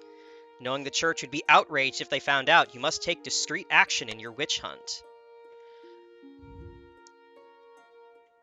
Knowing the church would be outraged if... Alright, have armies scour the countryside is a military check. Ask traders and traveling merchants for information. That's a trade check. And we've got pretty good trade, so... Hey! You have your city watch. Question every trader coming through the capital, and your loyal nobles do the same. Through the rumor mill, you hope to find some whisper of what you're searching for. You can only hope a clue turns up soon. Not only are the dreams getting more frequent, they're more vivid. You're starting to doubt their dreams at all. Now, about your heir.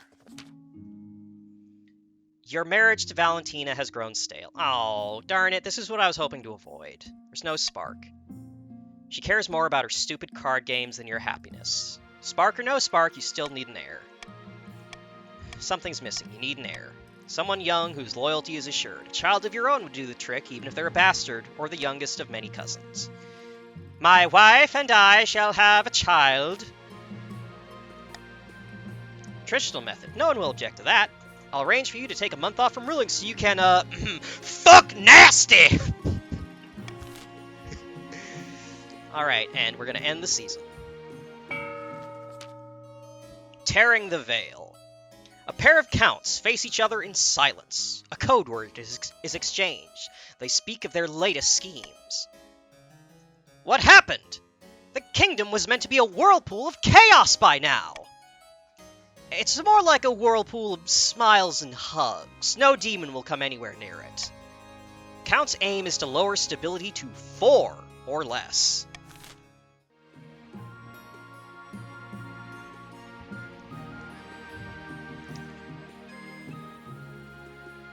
Alright. The patricians strike a lucrative deal with Saul, worth 500 wealth. Other nobles gain 200 wealth. Okay, how should we handle this? Treasury is looking pretty good, actually, so... I'm just gonna... Land is still sitting there with a lot of wealth. Tax green, they're always rich. Do you think the barons... Yeah, I know. It's not great. This is a difficult situation I've been put in.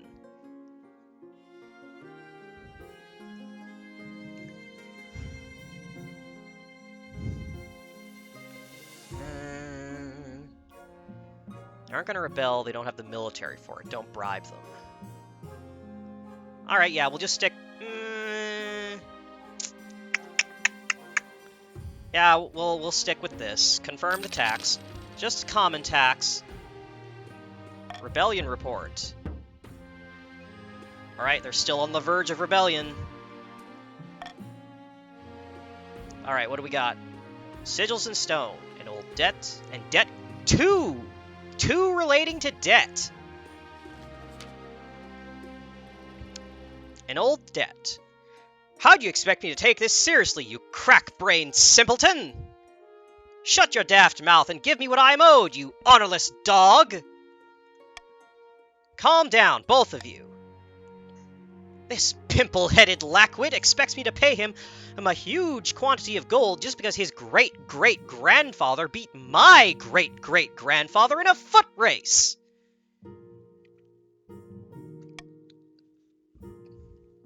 A debt owed is a debt owed, is it not? Your Highness, I only recently discovered this debt while combing through my ancestors' journal. Honor dictates that Lord Patrician, an unsuccessful businessman, is liable for his ancestors' debt. By the 9th, this is ludicrous! I demand we put this to a vote! All right. We can order Lord Patrician, unsuccessful businessman, to pay his debt. This will take his wealth and give it to Jade, and raise patrician defiance while lowering count defiance. We can cancel the debt. It's too old to matter. This will lower patrician defiance and raise count defiance. Or we could order Lord Patrician, unsuccessful businessman, to pay his debt plus 2 centuries of interest. This will greatly increase the defiance of the patricians. It's funny. I won't deny that it's funny. But I'm not doing that. That's not happening.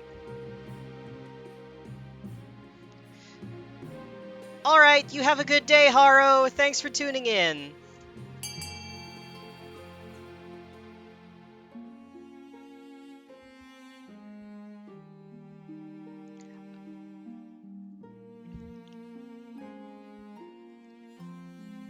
The veto is each voting option that I can enact works once per season. So if there's only a single voting event per season, then I can use it every time.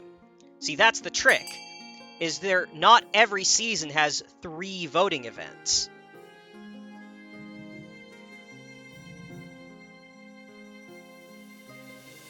Alright, well that's pretty decisive.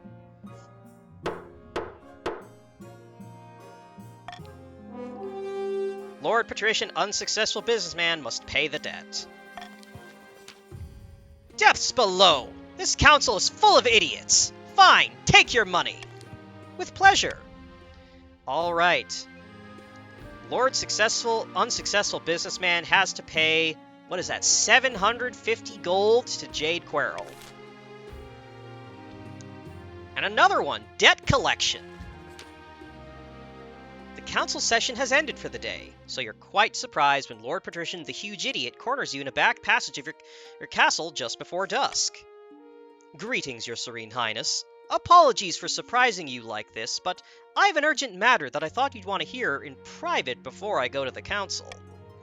Your wife, the queen consort, how can I put this? She owes me a lot of money. Gambling debts, mainly. She borrowed quite a lot from me to recover some lost funds. But now it's time to collect, and she's been avoiding me. Take the money and leave us alone. That will give a lot of wealth to huge idiot, but drain the treasury. I can't help you with this. Officers, arrest this fool and throw him in the dungeon.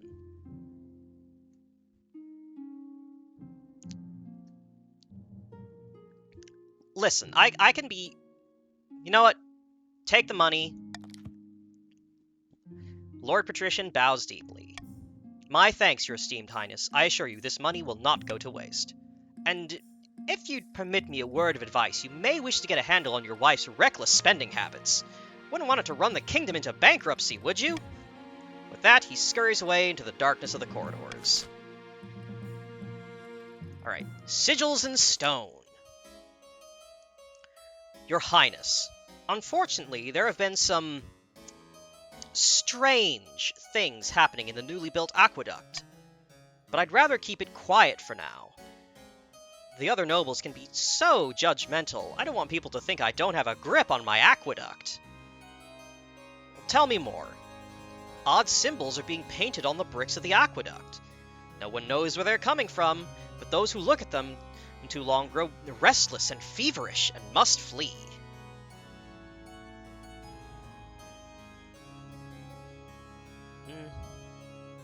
Open it to the council. People demand a vote. Well, it's not the people, it's the nobles. You account for, maybe 2%.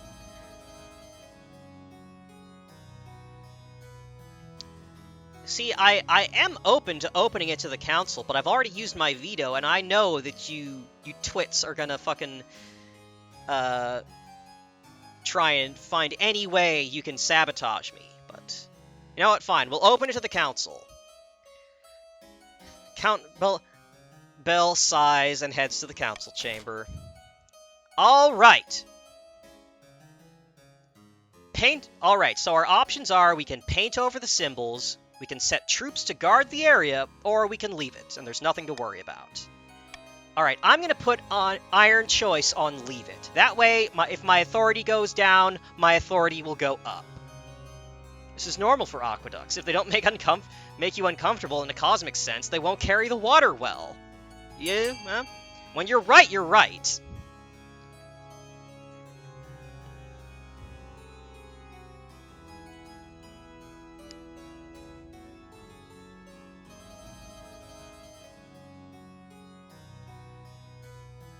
Yeah, y'all are looking to take advantage of that weak military, huh? Voting B will probably mess up the military. Yeah. Yeah, most likely. Alright. I think that'll do it. Set troops to guard the area. Military challenge failed. Bell sends a few soldiers to guard the aqueduct. They and their reports are sloppy. They're more interested in playing cards and drinking on duty than keeping vigilant. In the end, you're forced to relieve them of their duty after a minor scandal when they drunkenly urinate in the Count's drinking water. That's unfortunate. Alright, that's the end of the season. Alrighty. Royal Gamble, Golden Choice, Swing Votes. I'm set. I'm happy with what I've got here. Still looking dire. Weird that it's just if chosen. I swore Iron Choice worked on a majority vote basis. Like if it didn't get more than 50%, it didn't do anything. There is another vote option that does that called Call to Unity. Call to Unity will raise stability if any option gets at least 50% of the votes. It doesn't require a specific option to win, it just requires the winning thing to get at least 50%.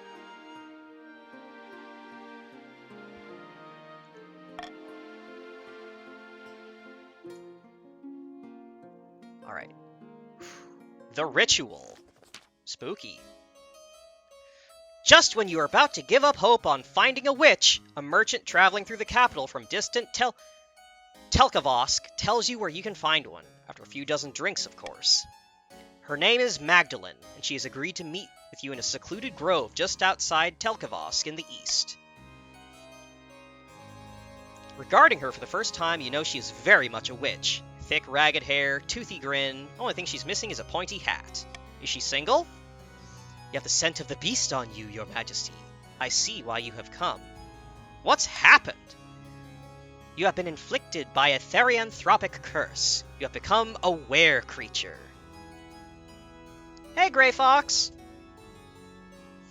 I think we're doing good here. Things are tense here in the kingdom, as you can no doubt tell. I've been hearing good things about that D&D movie. She sniffs at you. More specifically, you are a werewolf. To be cured, you will need to undergo a dangerous ritual. I can help you, but you must be prepared. Alright, what will this cost me? I will not charge you, your highness, if that is what you are asking. The chance to work my magic upon you is enough. As for what it might cost you, it depends on your willpower. Get rid of the curse. Help me control this power. Sounds scary. Help me control this! First, we must procure a number of rare ingredients. I will need the antlers of an ancient wither stag, a live goat, a moonstone dagger, and a bottle of wine. Red only, please.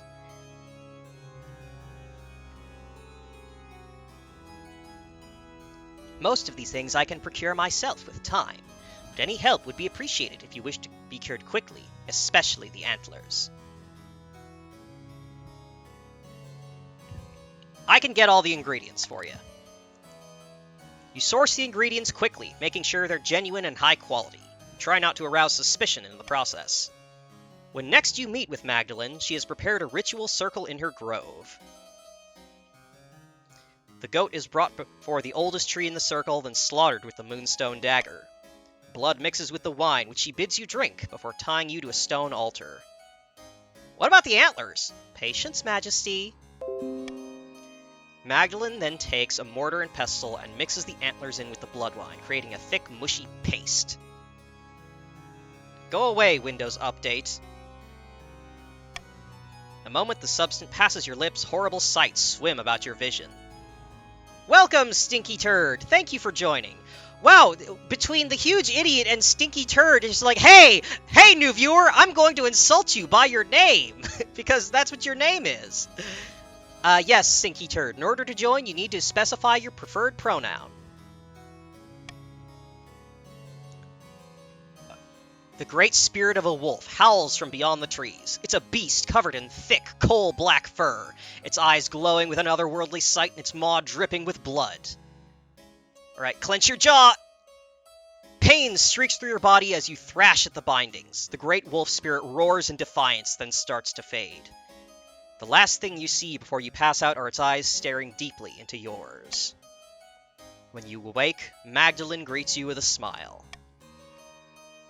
You will now have mastery over yourself once more.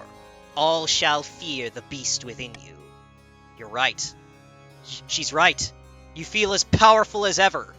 The spirit of the wolf courses like fire through your veins. Now you are in control. Hell yeah. Oh, your distant cousin! Your Highness, I have a matter of some delicacy to speak with you about. Oh, thank you for playing, Crab Spite. Enjoy your dinner. I'll do my best to do the kingdom right by you. Lord Fitzilbert. Good day, cousin. How's the old kingdom going, eh? Always thought it looked like a lot of work, but I suppose you get a fancy hat. Lord Fitzilbert is your very, very distant cousin. About 50th in line to the throne, and you haven't seen him in years. Cousin, why are you dressed like that? Haha, quite the dashing figure, aren't I? Had to borrow a few bits from Baron Gator in a nice suit after a donkey chewed through my coat. Lord Fitzilbert's been staying at my estate for the last year, your majesty, but sadly there have been some financial impacts. He's been borrowing money from me for months, saying he'll pay me back when his luck turns, but now my coffers are bare. Yes, poor Gator in a nice suit couldn't even afford a little banquet to see me off. I'm sorry it's come to this, but I must petition the court for funds, your majesty. Pay Gator in a nice suit for his hospitality, leave Fitzilbert to sort this out himself. Lord Fitzilbert should be put up in the palace. Alright, well, I'm not paying Gator in a nice suit for the hospitality. I did not ask for this. This cousin of mine has no affiliation with me.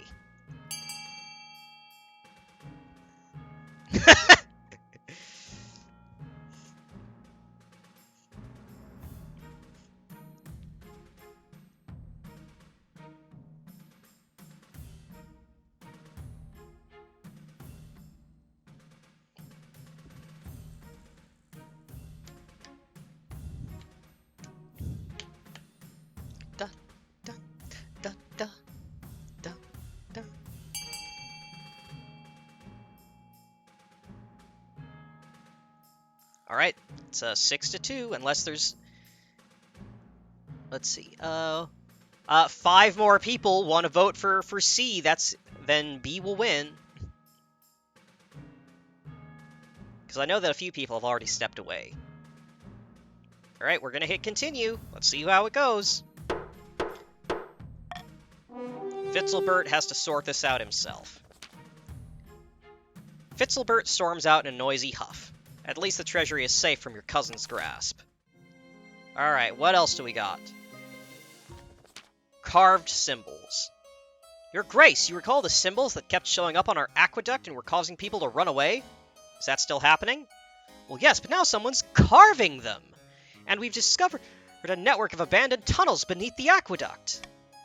The tunnel walls are carved with those very same symbols. When I tried going inside, my legs wouldn't move. I could do nothing but run away. What should we do?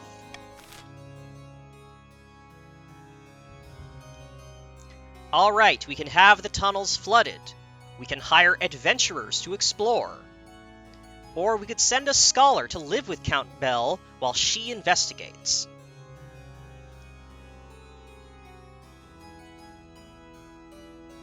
Send a scholar, I know a reputable one. Let's hire some adventurers. Alright, well, if you want to hire adventurers, you're going to have to reinforce my authority. Understand?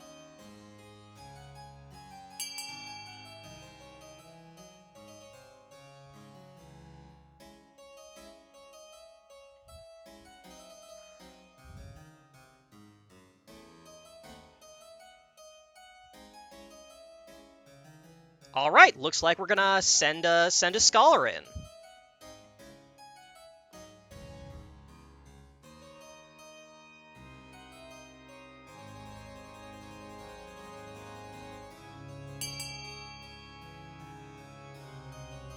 Alrighty, we're gonna send a scholar to live with Count Bell while she investigates.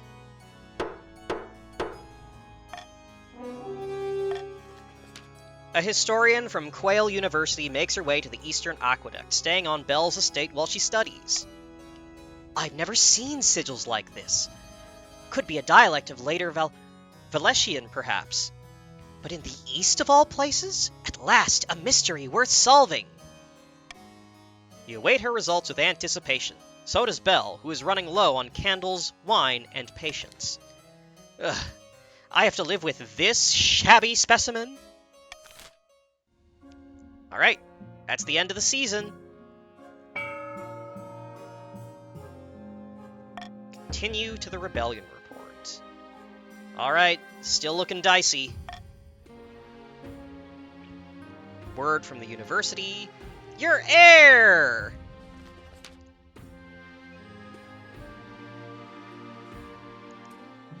Your quest for an heir is complete. Should I die, I ask the crown be passed to... daughter. Assembled nobles break out into polite applause. By designating an heir, you've cemented the stability of the kingdom. Stability go up. Serene Highness, may I be the first to congratulate you on the birth of your daughter. Thank you, noble patrician, stinky turd. Xebha the Third. Excellent, August Majesty. I'm sure little Xebha the Third will grow up to be a chip off the old block. Congratulations on finding an heir. Now you need to fulfill an ambition. Alright, word from the university. Your Majesty, I've returned from visiting the aqueduct over in the east. What'd you find? She shows you her sketches. As you look at them, faint warmth plays over your skin and something itches inside your skull. The goal of this game depends on what your team is. If you're a noble, you're trying to make progress with your scheme in order to usurp the monarch. As the monarch, I'm trying to secure the throne for myself. By the ninth god, what's that? My theory is that this is actually protective magic, Your Majesty. Someone's warding the aqueduct against some great evil. I don't think they mean harm at all. I don't like the sound of this magic business going on in my aqueduct. Smacks of demons to me. It's evil magic is what it is. We must find the perpetrator and punish them. Alright, so we can leave the symbols alone for a stability check. We can use the symbols elsewhere in the East. This will lower authority and faith, but raise trade, farming, and lower defiance. We could use the symbols throughout the kingdom. This will lower authority and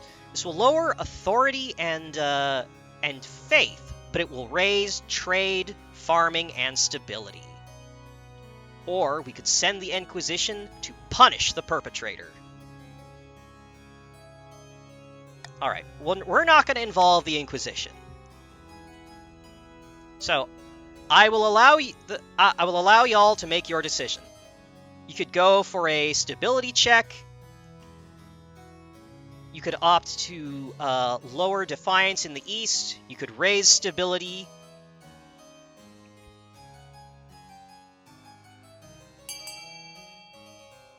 Have at it.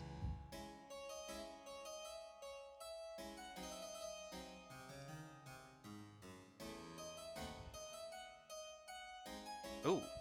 3 and 3. 3, 3, 1.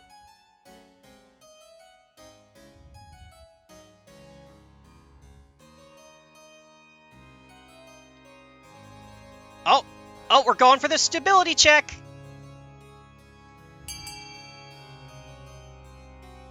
Oh, it's tied. It's 4 and 4. If no one else votes to break the tie, then I get to decide.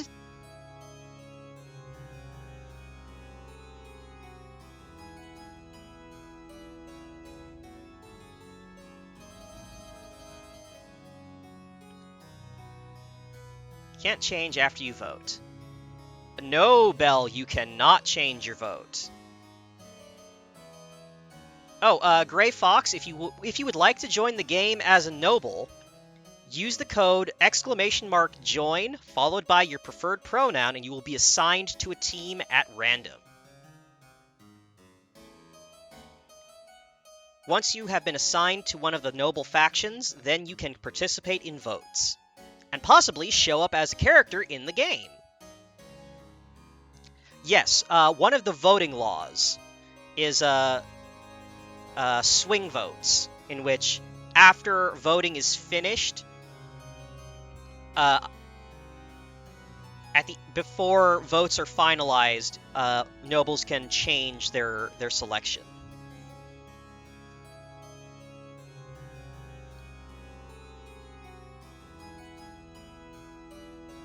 All right. We're going forward. Voting tied at 4. All right, so we can go for a 70% stability check or lower authority and faith to raise trade and farming. Let's be spicy. Stability check. Faith is now steadfast.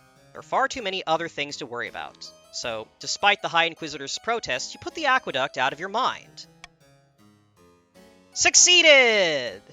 So do the peasants. Indeed, the artistry of the symbols becomes well known across the East, drawing tourists and admirers. Trade is now prosperous. Complaining cousin. Interesting news from the march. Do all your family reunions go this well? Is my cousin causing trouble again? You could say that. Lord Fitzelbert has decided to tell everyone that you're unwilling to give someone of your own blood funds on which to survive. It's stirring up bad feelings against you. Better nip this in the bud before it gets out of control. Queen should formally apologize. Pay the barons to put him up. Officially reprimand him for his insolence.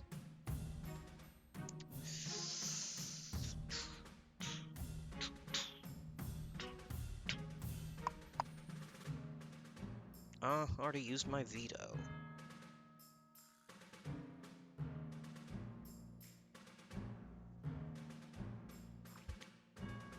A or C? or C? Reprimand. Formally apologize.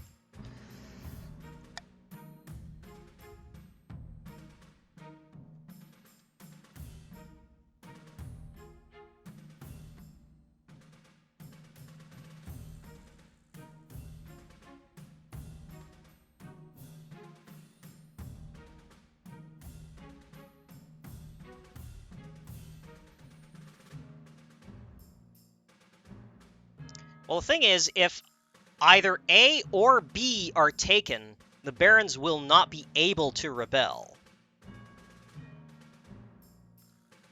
Alright, I am going to put Iron Choice on the reprimand.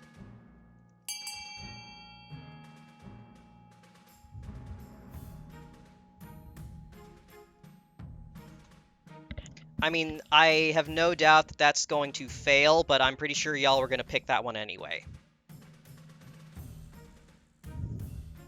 I think that y'all are going to pick that one specifically because it's going to fail.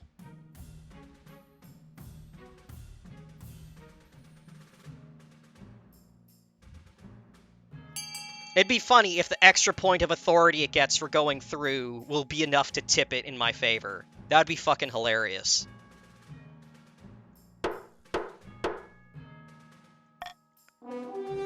Officially reprimand him for his insolence.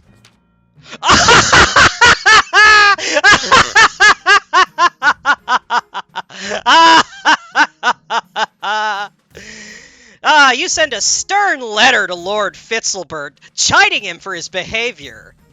You do not hear anything back yet. Perhaps he's changed his ways? And that's it for this season.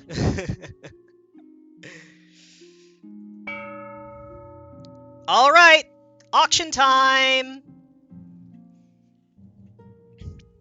Remember, use !fund, the letter of what you want to bid on, and the amount that you want to bid. We've got a stadium, which will lower the military in the march. We've got a theater that will lower authority. We have a deer park that will lower farming for the counts. We have a prison that will lower stability. We have a cathedral that will raise faith on the coast. And we have a library that will raise stability.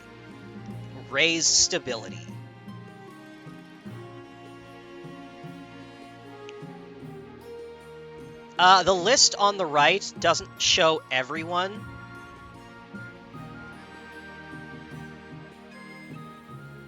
You're here, Zelkaja. It's just you only have 125 gold, so you don't make the list. You have less money than Gator in a nice suit, so you're not showing up on the list. Alright, auction begins. Get your money ready. Remember, the 2 most funded buildings will go through.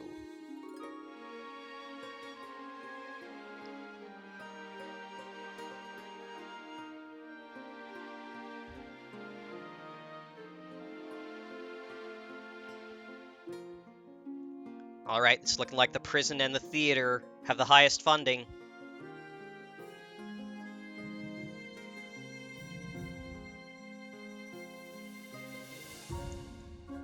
Stability and authority are about to go down, unless someone intervenes and funds a different building in excess of 702.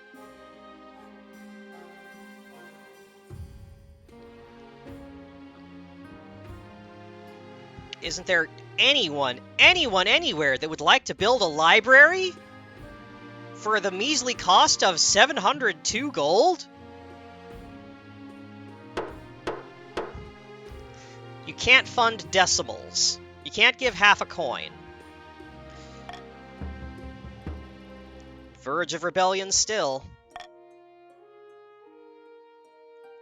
Your ambition. The gift.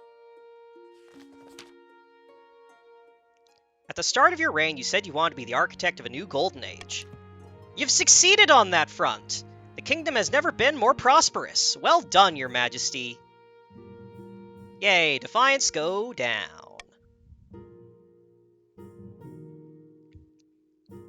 But to shut down your nobles scheming for good, we need to build on that reputation. Your advisors have some ideas.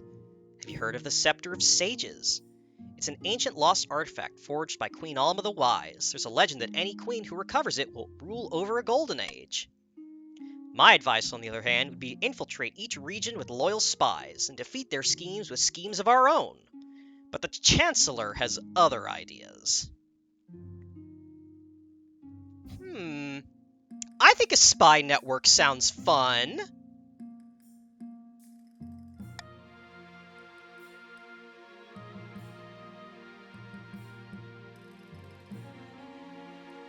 A wise decision!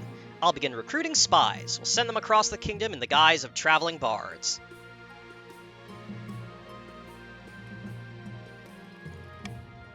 But this will require a fine touch. Your priority is to raise the kingdom's stability and trade as much as you can, and of course, there can't be open rebellion amongst the nobles. The gift. Oh! Ever since you tamed the wolf inside you, your mastery over the curse has been growing. You still hunger for flesh, but you're able to control when you transform, and you're much more aware during your hunts. Only one thing bothers you, the loneliness. It's been hard keeping your nocturnal activities from your dear wife. Perhaps you shouldn't have to. What if this power could be shared? Hey babe, you want to be a werewolf? Late at night, when the palace is silent as the grave, you wake Valentina to explain everything. Your gift, how it came to you, and how you mastered it with Magdalen's help. Then it's true. I had always suspected something, but I didn't want to believe it. Join me, and together we can rule the galaxy. Come on, be cool, babe. No, I couldn't, never. Just the thought of it. I'm sorry, my love, but this is too much to ask, even for me. The two of you don't talk about it again. From now on, Valentina sleeps in a separate room, seemingly afraid of you and your unpredictable power. Aww. Ah well. Your remorseful cousin. Oh, my dear cousin, whatever can I do? I must throw myself on your mercy once more. How shocking! Your Majesty, I'm hurt. I know I've been irresponsible in the past, but I'm beyond all that now. No. It's that I'm building a sanctuary for retired hunting dogs in the march, but I've run all out of money. I hoped there was some spare coin in the treasury. Oh, those poor dogs are so in need.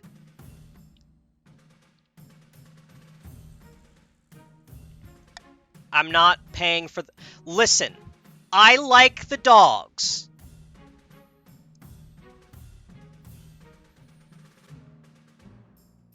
Ask the farmers of the March for help is a farming check.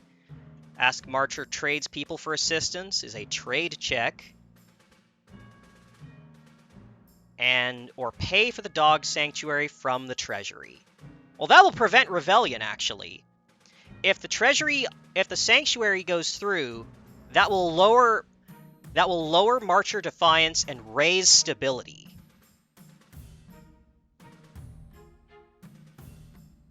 So actually, I'll leave it up to y'all. We're gonna get a dog sanctuary. We can ask the tradespeople for assistance, or you could pay for it from the treasury.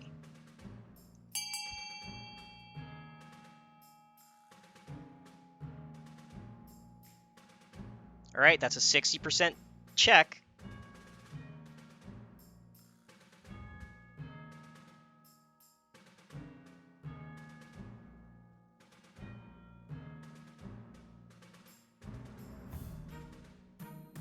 Alright, that's pretty definitive. There's only 13 nobles in play.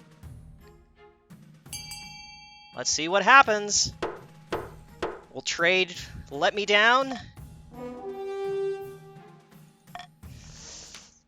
Trade succeeded! Your Craftspeople of the March flock to the sanctuary, providing labor and materials to build the most comfortable kennels possible for the hunting dog sanctuary. Stability is 8! Defiance is 7! Soon it's famous through the entire kingdom. Lord Fitzilbert has found his calling.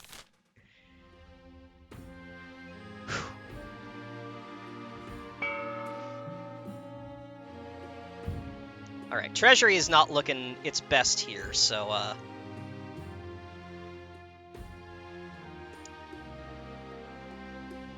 unless everyone can somehow get stability down, Monarch was going to win. At least the dogs are happy. That's the important thing. Alright. I think the huge idiot has stepped away, because he hasn't spent any of his money. And I know that Haro has also stepped away. So yeah, I think this is... I need to replenish the treasury a little, just a eensy teensy wincy bit.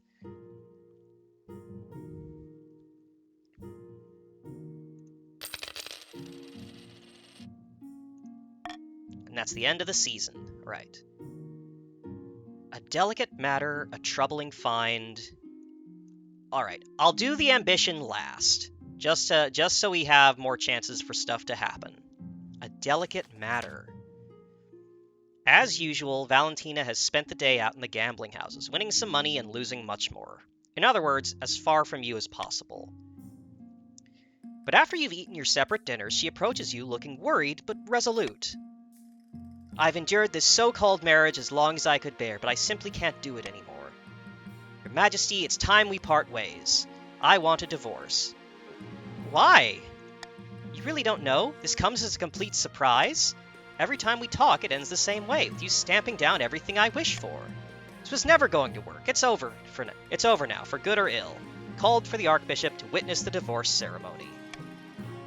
Well, yes, well, good evening, Your Majesty. I know this is awkward, but I'll ensure it all goes as smoothly as possible. Does the Archbishop ever make things less awkward? I live to serve, Your Majesty. Alright, let's get this done. Your Grace? Alright, if I have no choice. She rolls her eyes. Very well. You're now divorced in the eyes of the kingdom. That's it? Queen Consort Valentina... Lady Valentina wanted this done efficiently. Soon she's ready to leave. I wish it had gone differently. Good luck with the kingdom, Your Majesty. And she's gone, leaving you in the palace with no one but little Xebha III, your honor guard, your huge household of servants, the palace watch, and your inner circle of advisors. Practically alone! Oof. Oof! That hurt! Word quickly gets out. The kingdom is shaken by the news. In the capital and beyond, everyone's gossiping about what happened.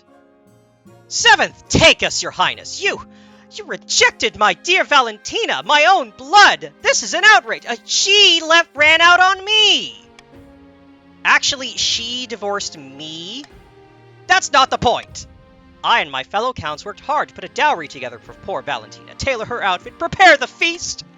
Now that the marriage is dissolved, I petitioned the Queen to refund the cost of the wedding.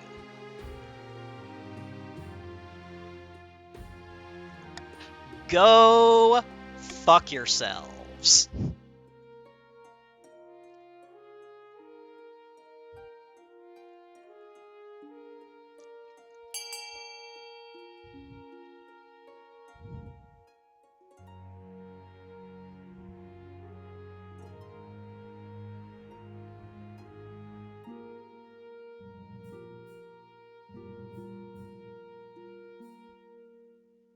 Alright, it's 4 votes for handing over the farm animals as a gift, and 3 votes for the Queen will hand over nothing.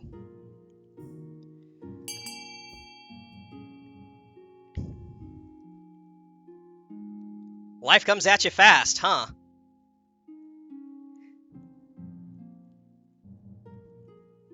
Alright, we have 2 patricians that are absentees, so I think that's about everyone.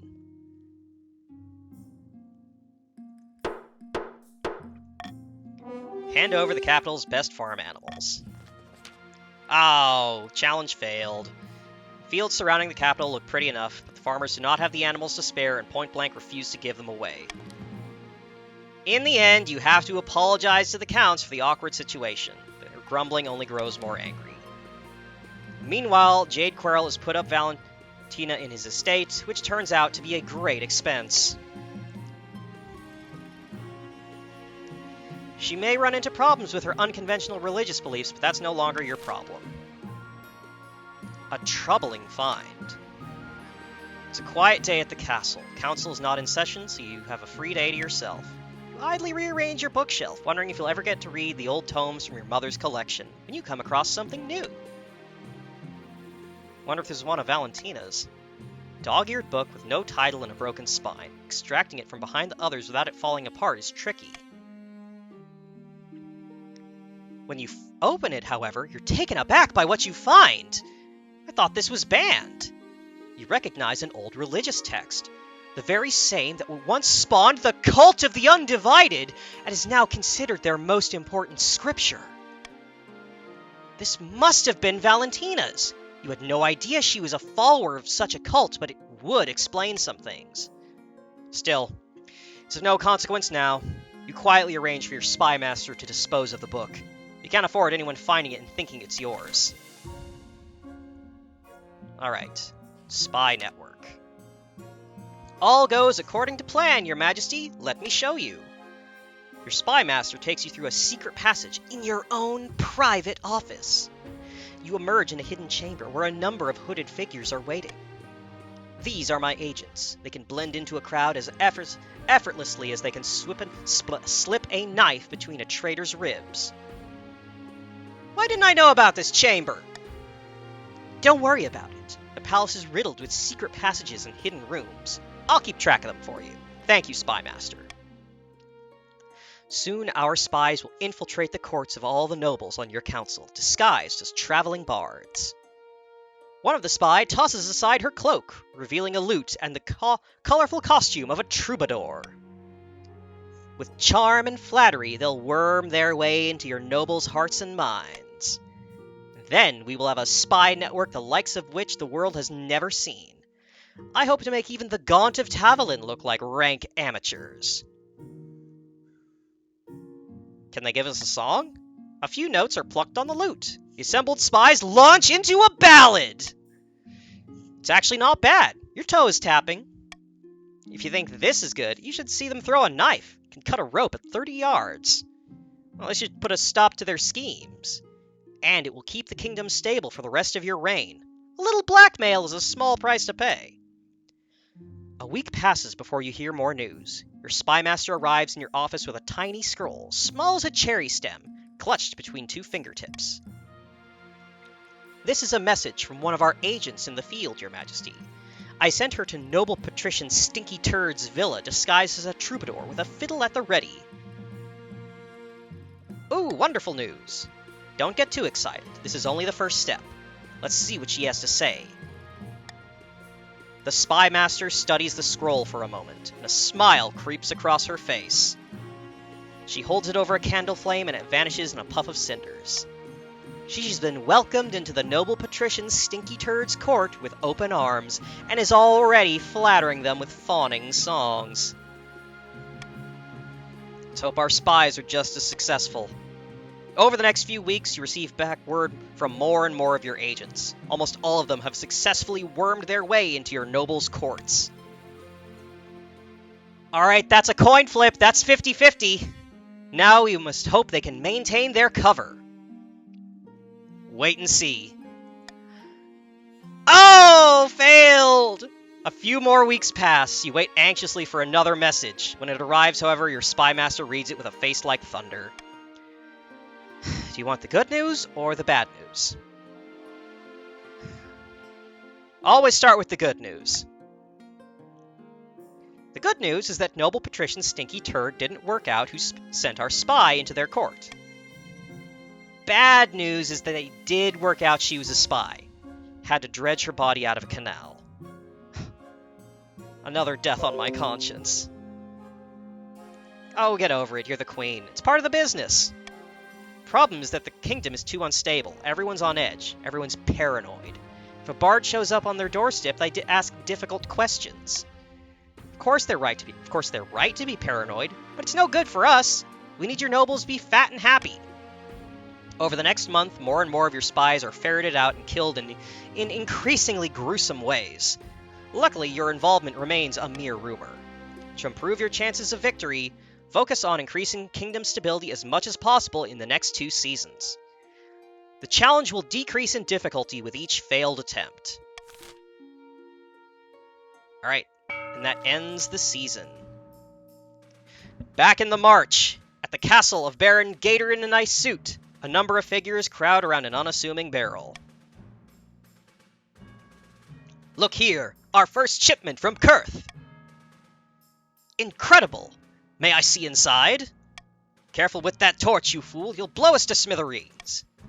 So this is the fabled black powder. Incredibly powerful. We'll need much, much more to put you on the throne. For the next stage of the Baron's scheme, they must raise their own trade to 5 or more in 4 seasons. Alright. Call for unity, stop the count. Alright. Let's get call for unity.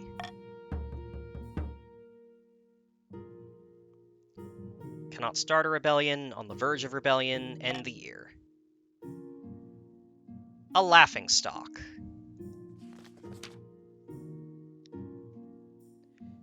Acclaimed playwright Reginald Natterflit has written another smash hit.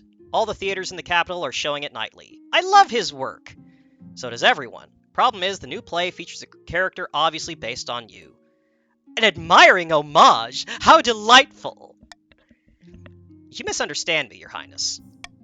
The character is played by a professional clown named Biffo. At one point, a bucket of custard is upended over her head as she sits on the throne. Your Highness, peasants and nobles alike are watching this play. Theaters are packed. You must put a stop to it. You simply cannot be known as Queen Biffo. I will attend the play myself. Shocked silence falls in the theater as heralds announce your arrival. You wave from the royal box as the actors stare up at you, horrified. The show must go on! The play begins. Soon enough, the clown queen arrives on stage, comedically tripping on her own robes. They somehow found an actor who looks just like you. Endless humiliations are heaped on this honking, squeaking parody. Finally, the play concludes with the custard-drenched queen handing her crown to the deserving hero. All eyes turn up to you. How do you react? I climb onto the stage. The actors shrink away from you. The audience are deadly silent. Everyone's terrified of what you'll do next. I congratulate the actors on a hilarious play.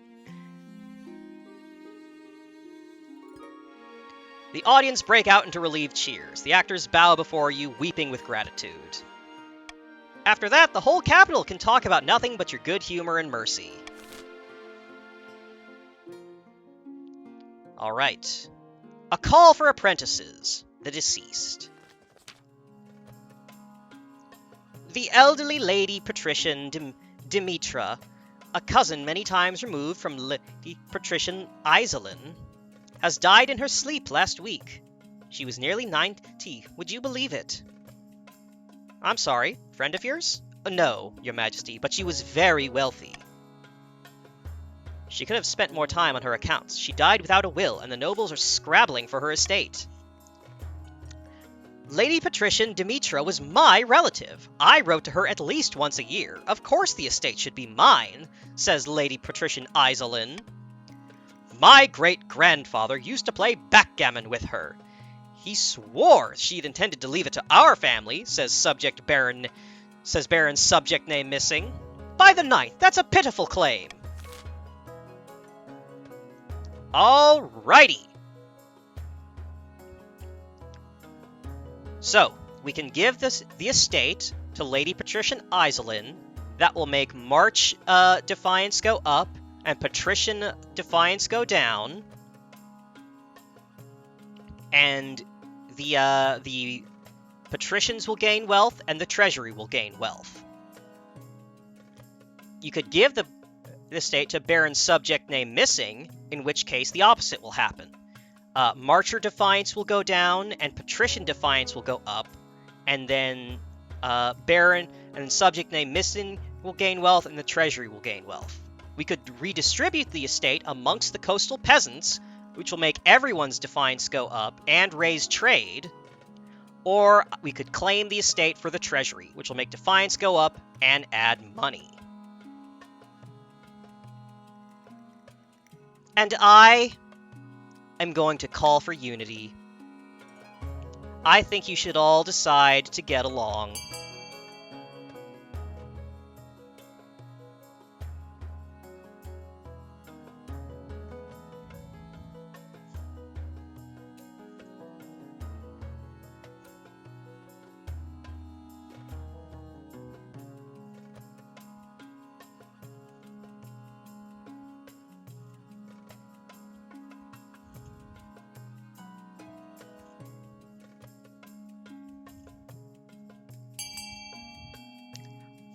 Oh, it looks like something is tied. Too late! Break the tie by selecting an option.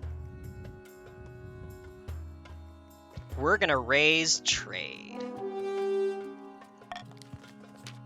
Alright, well, doesn't get me the point for the call to unity. Coastal and Marcher nobles watch in outrage as peasants occupy the estate and move into the manor house. Using the late Lady Patrician Demetra's money, peasants set up a marketplace on her land. Turns out to be a huge success, with merchants flocking to the palace in crowds. Call for apprentices. Bad news, Your Highness. A meddling wizard has set up shop in Hartsburg. It's Pestia, the Lady of Pestilence. Why is it a problem? She's put out a call for new apprentices, which is rare. This is a once-in-a-lifetime opportunity for many. Droves of unwashed, glory-seeking common folk from all over the march are lining up for their chance. Not just peasants! I, the huge idiot, have also decided to apply! The competition will be fierce, but those workers are no match. I will be the most powerful noble this council has ever seen.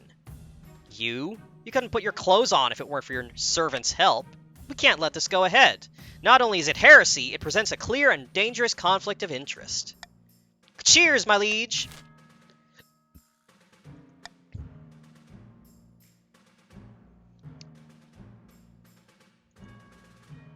So,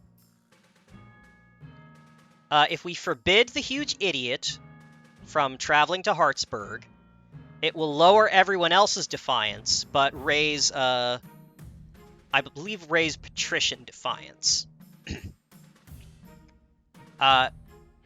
If we require that he forfeits the noble title to become an apprentice, it drains his wealth and adds to the treasury. And if we allow him to become a wizard apprentice, it will lower patrician defiance and I believe raise everyone else's defiance.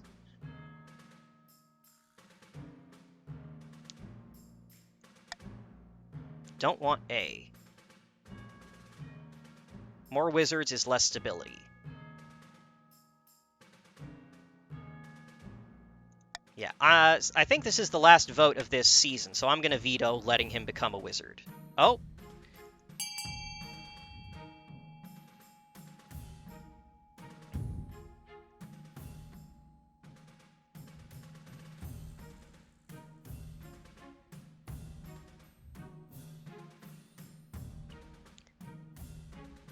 This was the plan all along.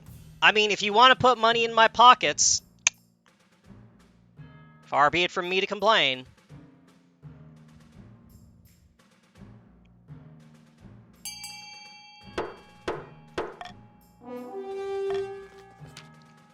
I suppose that's an acceptable compromise.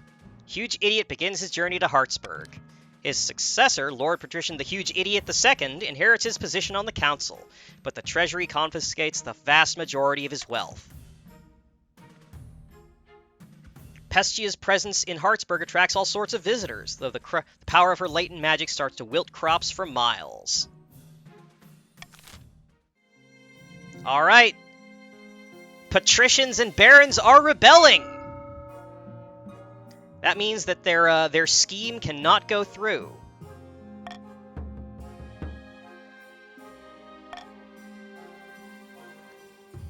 Offer from mercenaries. Rebellion! Your Majesty, a band of mercenaries from the Tatterlands have offered to support you in the Civil War. They call themselves the Merry Jackals. I don't know much about them, but we can't afford to turn away any help. How much are they asking? 1,000 gold from the treasury. Could be worse. Turn them away. We don't need mercs. Better run this by the council. Of course, Your Majesty. Alright, so, only the counts are allowed to vote on this one. Yes. The barons and the patricians are both in rebellion, so they no longer get a vote on the council. So I would like to appeal to all of the counts here, and remind you that, in the event that, I am defeated in this rebellion, you will also lose.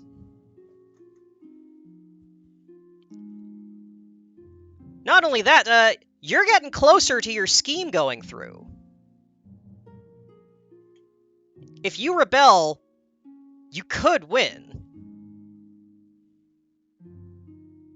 Oh, so that's how it is, huh? Council also lose if the monarch wins this rebellion. I say stop the hat trick. This is the queen that snubbed all you and divorced your representative. I snubbed no one, and I did not want that divorce to go through. That was out of my hands.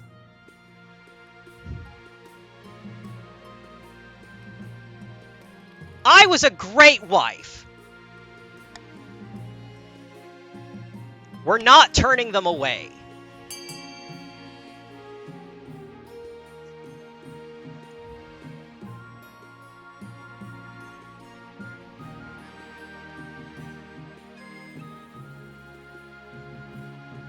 Oh, is that how it's gonna be? Since I used my veto, you're not gonna vote at all, huh?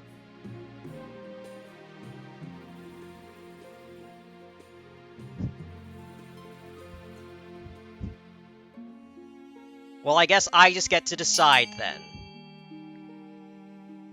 I still get to choose the thing I want. Alright, the Merry Jackals arrive on the shore soon after. When your marshal reports back from her first meeting, she looks uneasy. Nastiest looking bunch of villains I've ever seen. They've all got ghastly grins cut into their cheeks. Let's hope they unnerve the enemy as much as they unnerve me. Over the next few weeks, it becomes clear that Jackals have no intention of getting into a real battle. Instead, they roam around bullying the peasants in the east and stealing grain. If they do happen to be near a real battle, they wait until it's over and then swoop in to loot the aftermath. Could be worse. At least they're not actively hurting our chances. That's unfortunate. Opening strike. My dear barons of the March, thank you for joining us in our righteous war against the tyrant Queen Xebha III. Second. Whatever. Numbers. I never thought I'd be fighting alongside a Lord Patrician, and I never thought I'd be taking up arms with a Baron. But before you join the fight, you must decide where you want to direct your opening strike. You can launch a preemptive strike against the Counts to cripple their military. If we suspect the Counts may join us, we can call them to war. They'll be more likely to join us if the Queen's authority is low. You could also call upon the Church to condemn the Queen. Or finally, you could send off an assassin to nip this in the bud. Alright. Barons only. You can vote based on defiance. You could make a military gamble to weaken the Counts. You could call for the Church, or you could hire an assassin.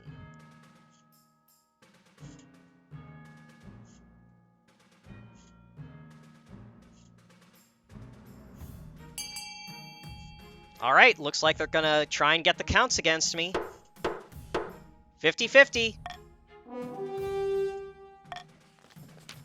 It failed! The Barons attempt to smuggle a secret message to the Counts, but your watch intercept it and bring it to you. You scan the letter, muttering under your breath at the audacity of the rebels to court your loyal counts. Absolute poppycock! You read the message aloud at the next council session in a mocking voice. Counts laugh uproariously, especially after you shoot them a particularly stern glance. Rebellion. At long last, patricians have reached their boiling point. You're confronted in your throne room by noble patrician Haro Plamo, their smile gleaming in the light of the braziers. The patricians of the coast will bring you down, pretender to the throne. We will rise up and fight for Eulalia, the true queen. This is a formal declaration of war. The next time we see each other will be on the battlefield.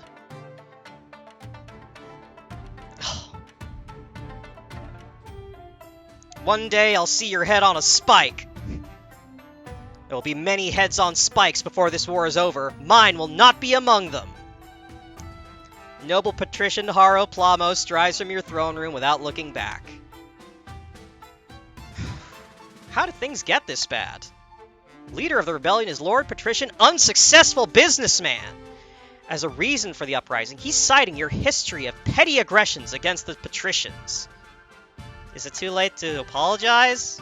Yes. Now it's time for swords, not words. What are our chances? Well, we're badly outnumbered. Your hopes are slim. That's right, Your Majesty. The kingdom is divided. There will be a lot of death and suffering before the war is over. I can't wait! I'll go dig out the trebuchet. Rough. Alright. Time to, it's auction time. Y'all know the drill by now. Exclamation mark fund, the letter of the building you want, and the number. Let's go!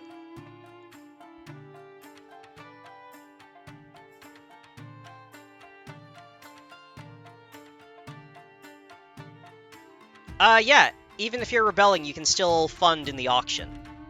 Which is ridiculous, I think.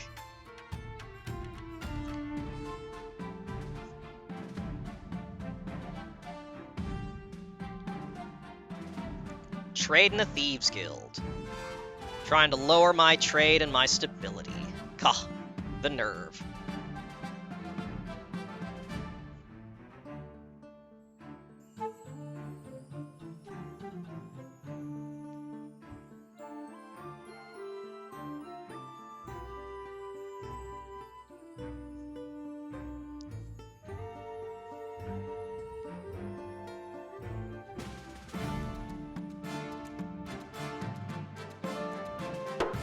Alright, time's up. Stability and trade go down. Rebellion report. Alright. The barons and the patricians are rebelling. Only the counts remain loyal to the crown.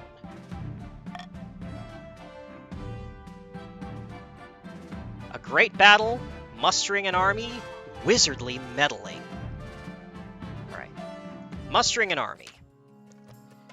Along the coastal border, a few flags flap in the sea breeze. Some soldiers mill about randomly, looking scared. The patricians' troops are gathering, but it's distinctly unimpressive.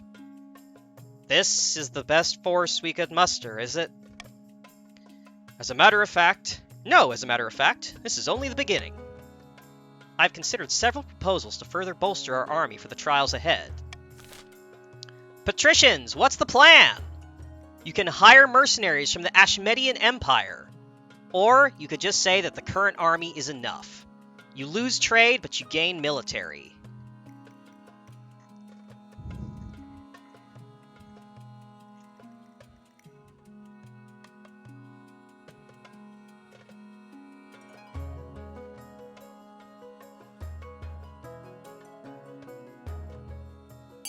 Alright, looks like you're lowering trade.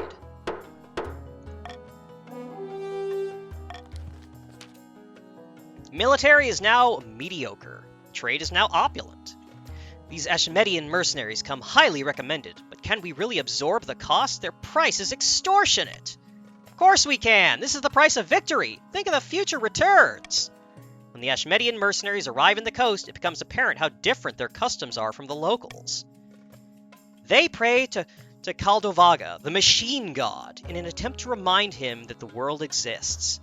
They claim their swords are alive and will grow angry if sheathed for too long. They bathe every single day!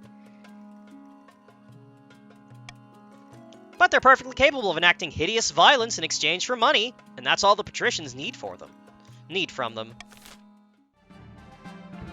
Alright, wizardly meddling. Fellow patricians, we find ourselves in dire straits. Open rebellion against the queen. Depths below! What happened to you, the huge idiot the second? I was devoured by rats this morning during my initiation with Pestia.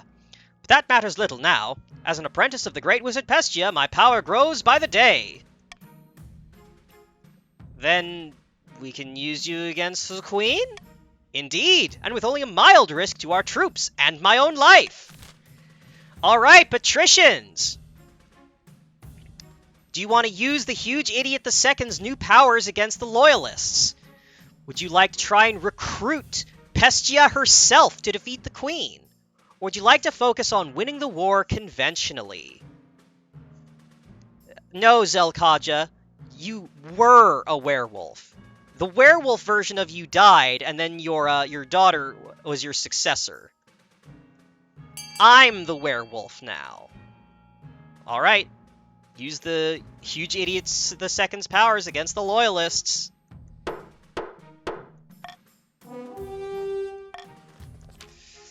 Without delay, Lord Patrician, the huge idiot the second, travels to the front line, ready to unleash the seven hells upon the loyalists in the name of Queen Eulalia. But it's a spectacular failure! Lord Patrician, the huge idiot the second, cannot yet control his power. He explodes in a shower of purple flame when he tries to draw energy from the surrounding area.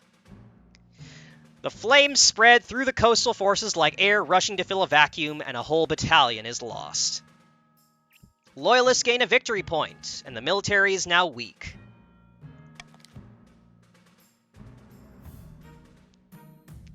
Meanwhile, word spreads of your use of magic against the rebels, angering the common folk and causing a rise in attack on witches, warlocks, herbalists, and doctors throughout the kingdom. That's hardly my fault. Vast armies darken the landscape like the shadows of clouds. Flags are flying, drums are pounding in rhythm with the marching of boots. The kingdom is gripped with civil war! At least that's what you imagine. Most of your time is spent in the safety of your palace, poring over a giant map with your marshal. Your Majesty, the army of the coast is trying to link up with the army of the march. If we take them both on at once, we're in real trouble. Our only hope is the counts. Against both armies at once, they'd be outnumbered. But perhaps they can take on one of the rebel armies by surprise before they join forces. We have no choice but to strike one or the other before it's too late. What are your orders, Your Majesty? Tell the counts to go after the patricians first. Very well. I'll relay your orders to the commander in the field. Hopefully they do as they're told. God knows, treachery can thrive on a battlefield. All right. Counts, this is up to you. Do you want to defy orders and go after the barons? You want to follow orders and send the Eastern Army to fight the patricians? Or are you going to hang back and let the rebels march on the capital without opposition?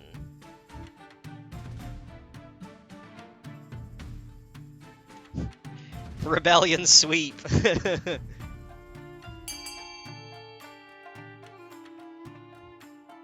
Alright.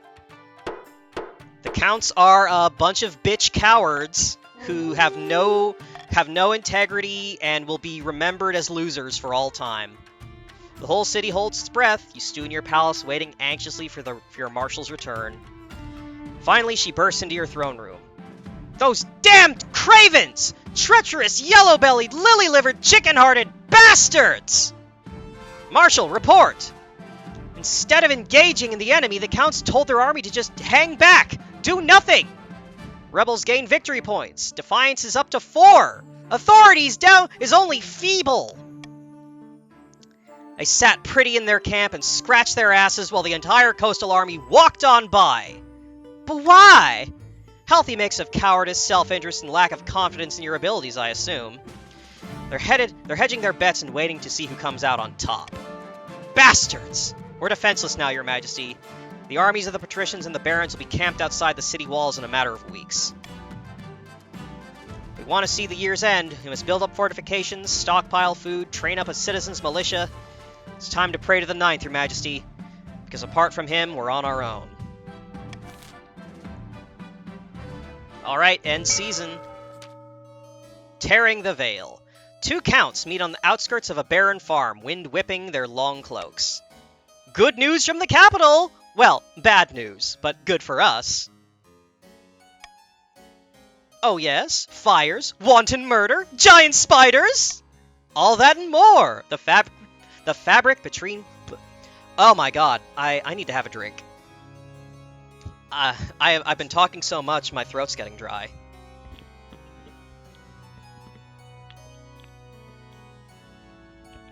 Doesn't help that it's fucking 85 fucking degrees outside. It's only fucking April. Why is it already this warm?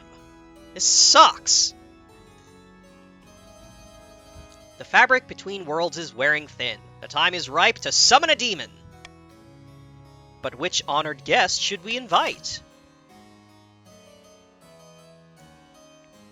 Alright, counts, vote on which demon you want to unleash upon the world. You can call Ankarazad, Lord of Dismay, the seventh god's smile, by lowering your own faith. Or you could call forth Belfeminar, the hungering absence, queen of corruption, by raising your own trade. Alright, looks like we have one count voting for B.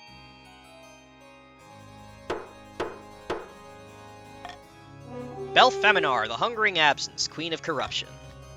Belfeminar will bring pestilence and starvation to the lands. She's perfect for our plans. When she arrives, the crown will be ours for the taking. Her summoning ritual requires rare reagents from across Celeste Oth, the petals of a Sarachanese orchid, the eye of an Ateshi salamander. Indeed. We'll stockpile resources before initiating the rite. There's no time to waste. Alright, for the final stage of their scheme, counts must raise trade to at least 7.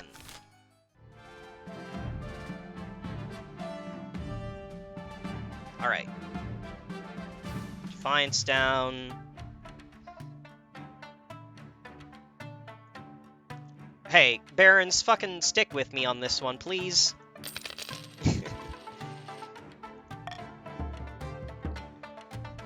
Alright, currently rebelling. 3 points to 1. Besieged. Cover of night. A ground-shaking discovery. Barons are digging tunnels under the walls, Your Majesty. By the blood of the dead, Marcher troops could boil up from underground anywhere in the city, even under your very throne. I've placed bronze bowls of water inside the city walls. Judging by the size of the ripples, we've worked out where the tremors are coming from. It's a rough measurement for certain, but we must act now. What would the council have me do? Smoke them out, dig counter tunnels and send troops off to fight, or flood the tunnels with water diverted from the river. Hello, Caffeine Forge! You've joined at one hell of a time!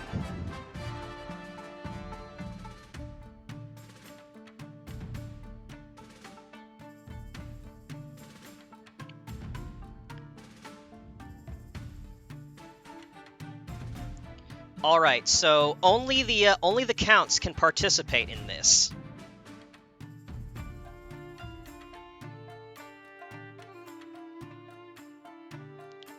Alright, let's flood the tunnels. Don't you need rivers for trade? Probably, but I'm more concerned with just surviving the rebellion at this point. You guys are assholes, you know that? You know that if the rebellion fails, you lose too.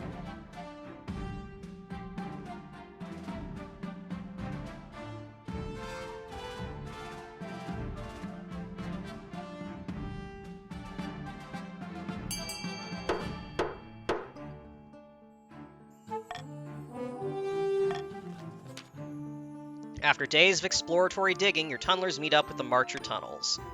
Marshall immediately sets up a large set of bellows and several tons of burning feathers, pumping the tunnels with acrid smoke. The sound of enemy soldiers coughing is music to your ears. Once the tunnel is abandoned, you burn the wooden braces and collapse it safely. Success, but hardly a victory. None of the troops were killed, but you fended them off for the time being. On the other hand, wartime feather supplies run dangerously low.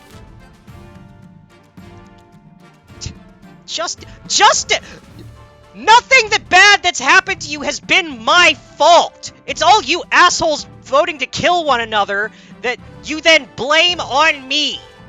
Under the cover of night.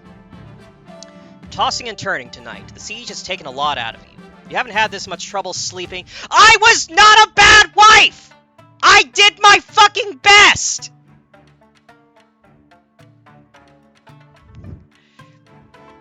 The siege has taken a lot out of you. You haven't gotten this much trouble sleeping since you were first infected with the blood of the beast.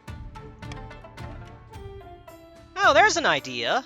Under the cover of night, you could sneak out into the enemy camp and deal some serious damage with your gift.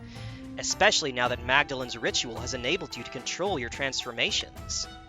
Though, not without the risk of being captured or killed, however slim. Hey, thanks for the werewolf powers! You carefully sneak out of your chambers, making sure that your honor guard can't see you on the way out. Then head out through a secret escape route. Take a deep lungful of fresh night air. Your heightened sense of smell catches a whiff of acrid rebel campfires. The wolf's blood surges in your veins. It takes over, blocking out your normal senses.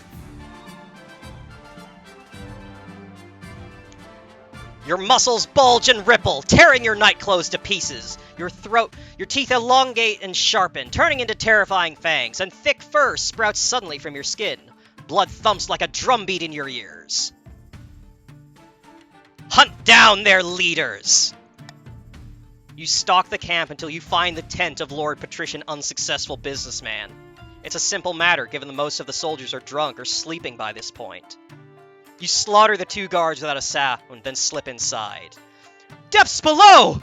What on Celeste off? You reach out with one huge claw, then rip his head from his shoulders.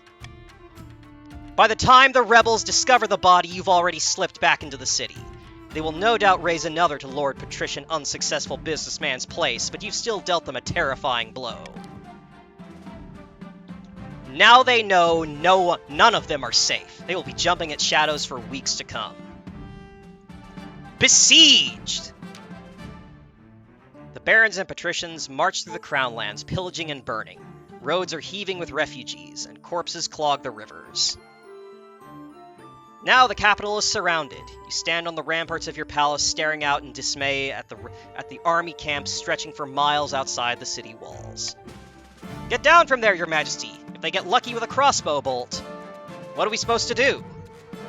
The counts are still out there, your majesty. You may have shirked from battle, but perhaps they'll regain their courage in time to save us. The ninth god will decide our fate. As you finish your sentence, an immense trebuchet hurls a 10-ton boulder toward the capital. It crashes into a nearby clock tower, smashing it to smithereens. Like I said, your majesty, you'd better get inside. Alright, end season. Stop the count, reverse voting, monarchs vote.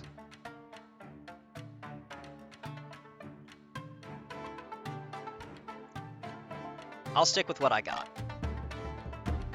End the year. Siege grinds on. Oh, that's the only event right now. Another dawn breaks. Combined armies of the barons and the patricians are sprawled outside your city walls.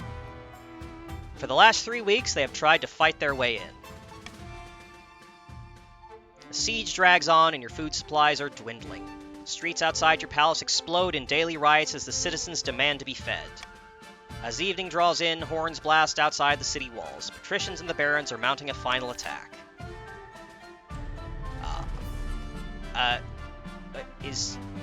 Stability is too low? Is that it?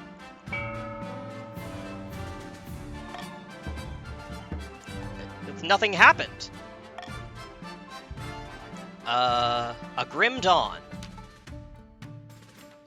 Sun rises on a city in turmoil. Barons and the patricians began their assault last night. Heard nothing but screams and howls and the clash of blades since. Half the capital is in flames. Soldiers rush back and forth, shouting panicked orders. You haven't seen your marshal since the night before. Perhaps she's already dead. Your honor guard are in the city streets outside the palace, building a barricade and organizing last-ditch defenses. Vital work, but you're vulnerable without them by your side. The royal court is empty except for you and your daughter, cradled in the arms of her nanny. Her crying is giving you a headache. You wait and stew. Outside, the screams and clashes get louder.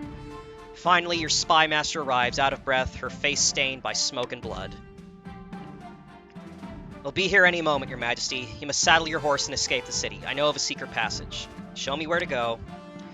You follow the spy master through a hidden trapdoor behind your throne. The nanny accompanies you, still holding your daughter in her arms.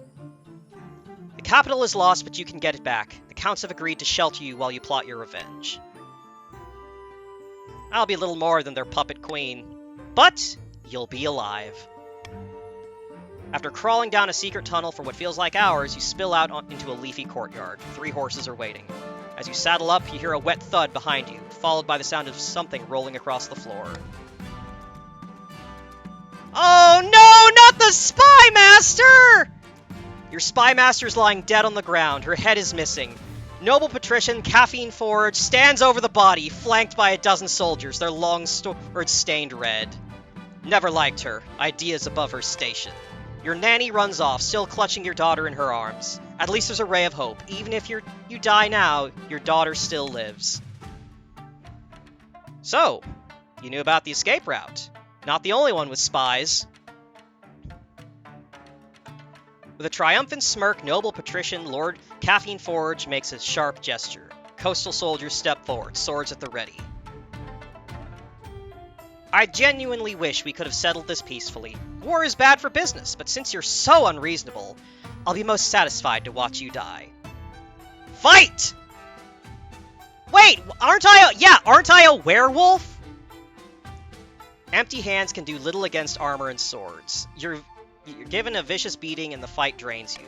Instead of killing you, the soldiers seize you and drag you back towards the palace. The ordeal isn't over. After a week of rotting in the dungeon, you're marched out onto a public platform, jeered by peasants. You cringe under a barrage of rotten fruit and dung. Caffeine Forge sits in the front row, grinning. Alright, the rebels have won. Its capital has been taken. You are a former queen. The land of the way awaits you. Its blade gleaming in the blood-red light of dawn. Feels so impersonal. Whatever happened to a big guy with an axe? The crowd stares up, eager to hear your last word. Wonders of modern technology, am I right?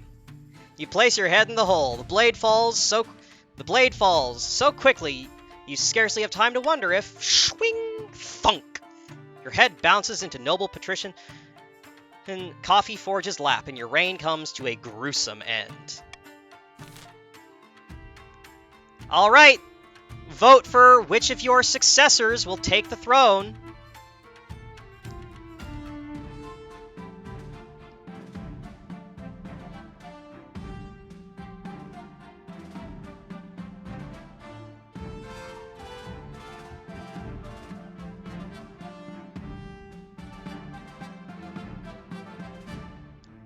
All right, looks like Baldric has taken it.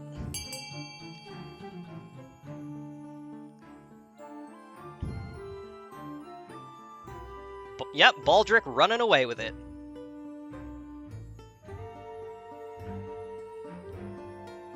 That was the patrician claimant.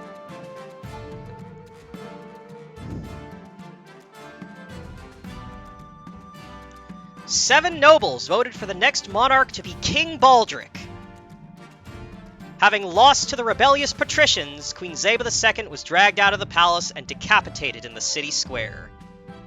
As a reward for staying loyal to the queen, the top counts were beheaded. In public, the survivors swore loyalty to the new regime. In private, they swore vengeance. The patricians, led by Caffeine Forge, launched a rebellion that toppled the queen and devastated the kingdom. When the dust cleared, they weren't quick or strong enough to seize the throne themselves. The barons joined the rebellion alongside the patricians. In the aftermath, they were the natural choice to take the throne, and Baldric was crowned to half-hearted cheers from the traumatized common folk. Queen Xebha 2, the loser! Oh! This is all my wife's fault, by the way. Like, this is straight up entirely Valentina's fault. Straight up, if Valentina had not divorced me and been a complete bitch, I would have retained the stability I needed. That is absolutely the cause of it. I should have married Arena! I should have trusted my first instinct! You can't!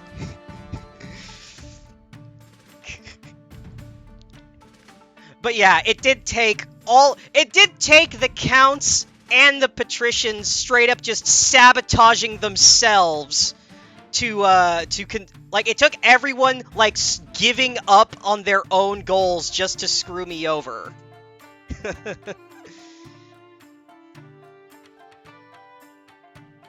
Yeah, what the fuck else am I supposed to do? Of course I vetoed the things that benefited you. It wasn't even my idea to have you fucking guillotined, land.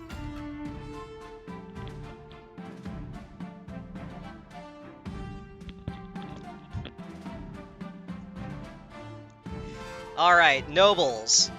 The wealthiest noble was Crabspite at 1900 gold. The poorest noble was Gator in a nice suit at 200. Final Kingdom stats. Authority is 0. Treasury at 3,450 and stability at 3. The Barons ended the game with 8 trade, 3 farming, 4 military, 5 faith, and 8 defiance. The Counts ended the game with 5 trade, 8 farming, 5 military, 6 faith, and 3 defiance. And the Patricians ended the game with 8 defiance, 4 farming, 2 military, 5 faith, and 10 defiance. Good game, everyone! Oh, that was such a close one, though! Like, I almost had that third victory at the first check. It just came down to a 50% chance. Man! But I just got a fucking domino of choices that just tanked my stats, and there was no way I could get them back. Yeah, for real, 1 coin flip is all it takes. I am disappointed that the werewolf thing didn't come back. Like, I'm kind of disappointed that becoming a werewolf and becoming stronger and more powerful than ever really only amounted to a single victory point in that one way. Yeah, the game did not make it very clear that it only happens at night, because, well, the thing is, there are other events that show that it's not exclusively at night. Like, that's the weird thing. There is an event, like, if I did not do anything about about Zelkaja being a werewolf, there is a possible event where she transforms during a council session and kills somebody. So it can absolutely happen during the day. Like, that's the issue. Yeah, there's an event where like the werewolf noble will turn during the day. So having this whole thing go on and just ignoring the whole, like, oh yeah, you've become more powerful as a werewolf, you're stronger than ever, and you can transform at will, just suddenly going away when I'm trying to, like, escape. It's just frustrating and kind of like, well, what's the point then? Yeah. Like, I would have been fine with the loss if it just ended with I become a monster and escape. But, like, that specifically, like, annoys me. And also, man, I like the Spy Master! I like the fucking I like all the advisors! I don't want the advisors to die! That's why the zero stability ending is the most upsetting to me, because if you hit zero stability as your ending,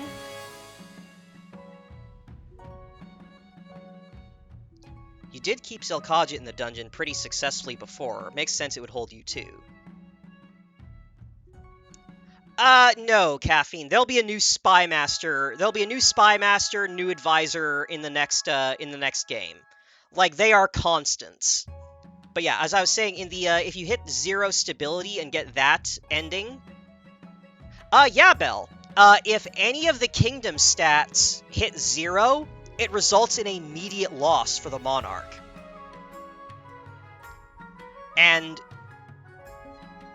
it doesn't go into it. It's just there's one design for the spy master, marshal, chancellor, treasurer, and architect. And no matter what happens to them, they're always around. Like, it doesn't actually, like, elaborate on why you have the same chancellor, like, several generations in a row, or why it's the same marshal every time. But it's just like, oh yeah, that's just the spy master. That's the marshal, that's the chancellor. So it's like, the spy master I had was dead, but she'll be back, and, like, yeah, she's just a different spy master that looks identical. A different identical spy master will be in place for the next monarch.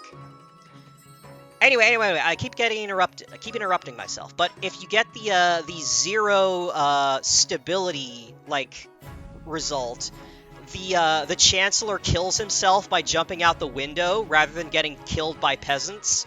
And the spy master turns on you and kills you herself for the good of the kingdom.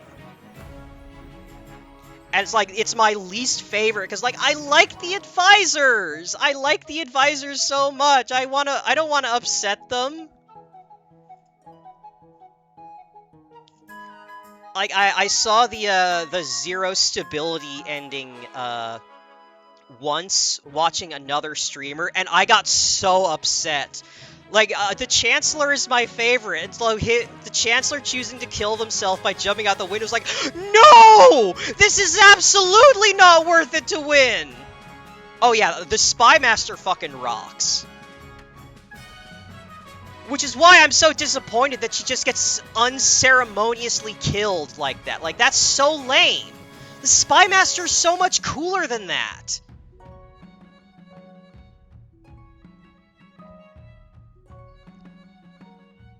Like, let me turn into a werewolf and escape, or let the Spy Master get away with my daughter.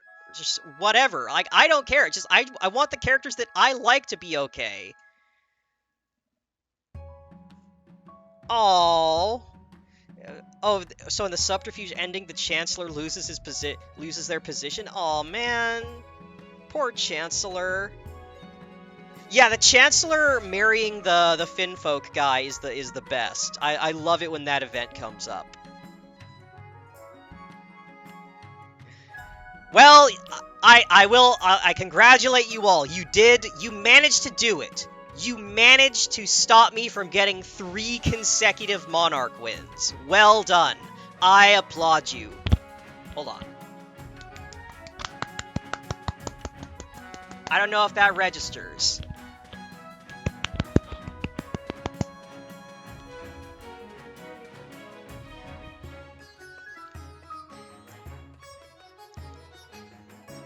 It was the werewolf thing? You know what? Yeah. If I hadn't mentioned to my wife that I was a werewolf, or if that check had succeeded, she probably wouldn't have wanted a divorce, and that wouldn't have tanked my my stability and authority.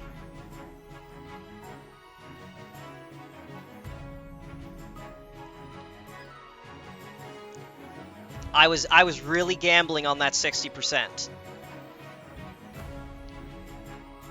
But yeah, I'm one thing that I am kind of disappointed with overall is how completely, like, trial and error, like, all the spouses are.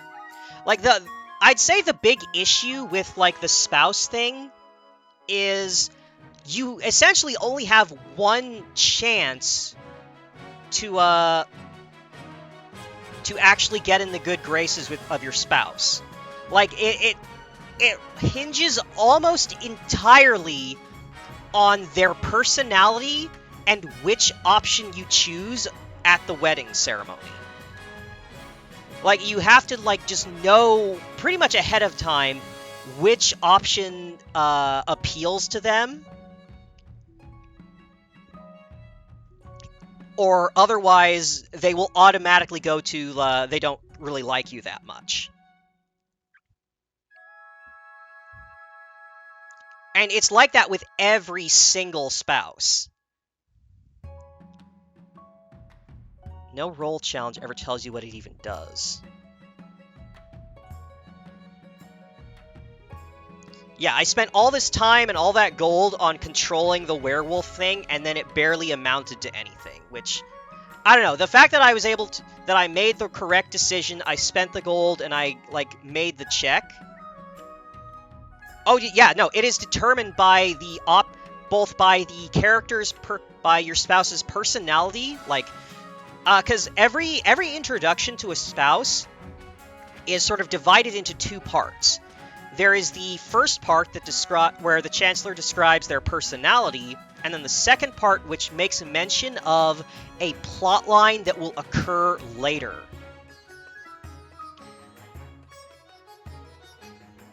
So, for example, Valentina, the one that I chose this game, her personality was the very shy, meek one, and then her subplot was gambling debts.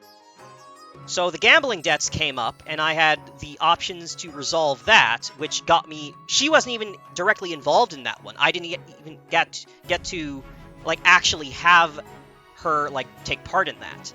And then the other thing was I had to pick the right option at the ceremony. And I think that even then, some spouse personalities you just can't get a good relationship with. Like, some of them just straight up don't like you from the get-go and won't, like, actually want to interact with you.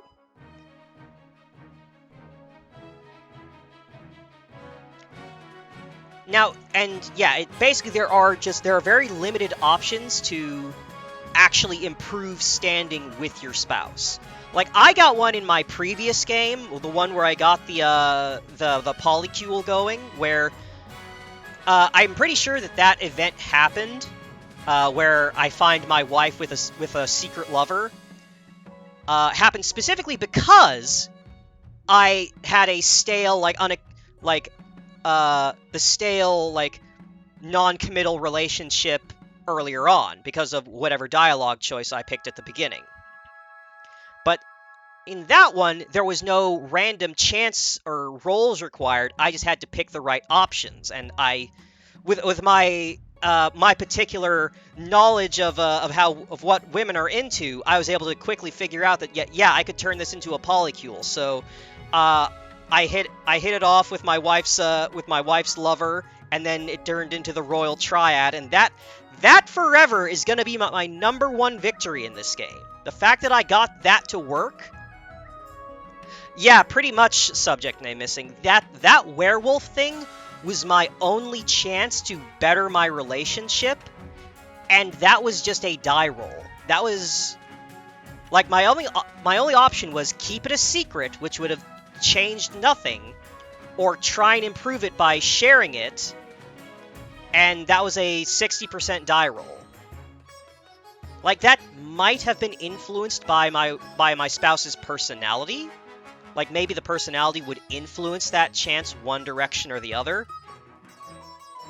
Yeah, I had the terrible misfortune of having a wife that wasn't into werewolves. It's like the worst thing that's ever happened to me, really. I think that the next time I play this, I am gonna go for no spouse, just to see if I can get, like, either the Finfolk Prince, or the Pirate Queen, or something else, like, wacky. Because, like, I got the Royal Triad, and that was fucking awesome. And And I know that, like, there are achievements for, like, marrying the Finfolk prince, for marrying the pirate queen, so if I can pull off one of those, I'm gonna try and go for it. But yeah, I think that's gonna be it for today. That's probably the longest, single game that we've done yet. Most of the games seem to run at around, like, 2 hours and 15 minutes or so. Or 2.5. This one was closer to like 2 hours, 45 minutes. No spouse has 3 options. Commoner lover, religious chastity, or party! Alright. So, my plan for next week... Oh yeah, the rebellion really stretched it out.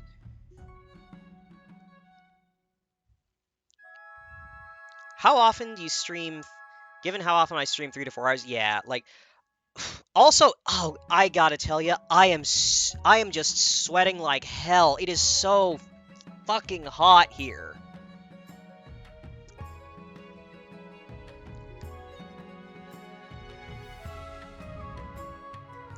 Like it is way too hot for Like, I had to take the I had to take the AC unit out of my room because mosquitoes were getting in through it. And it was driving me fucking crazy to be just fucking attacked by mosquitoes every day. But now I don't have an AC unit, and it's like, I can't deal with it being fucking 84 degrees. I might have to just get, like, a fan. Whew. Alright, well, my plan for the coming week is I'm going to continue with Okami on Tuesday, Thursday.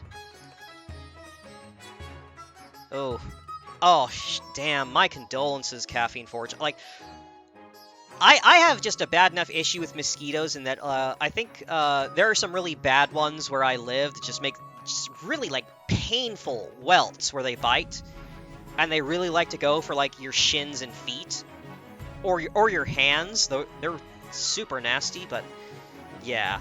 I can understand how that would be very, very unpleasant. Right.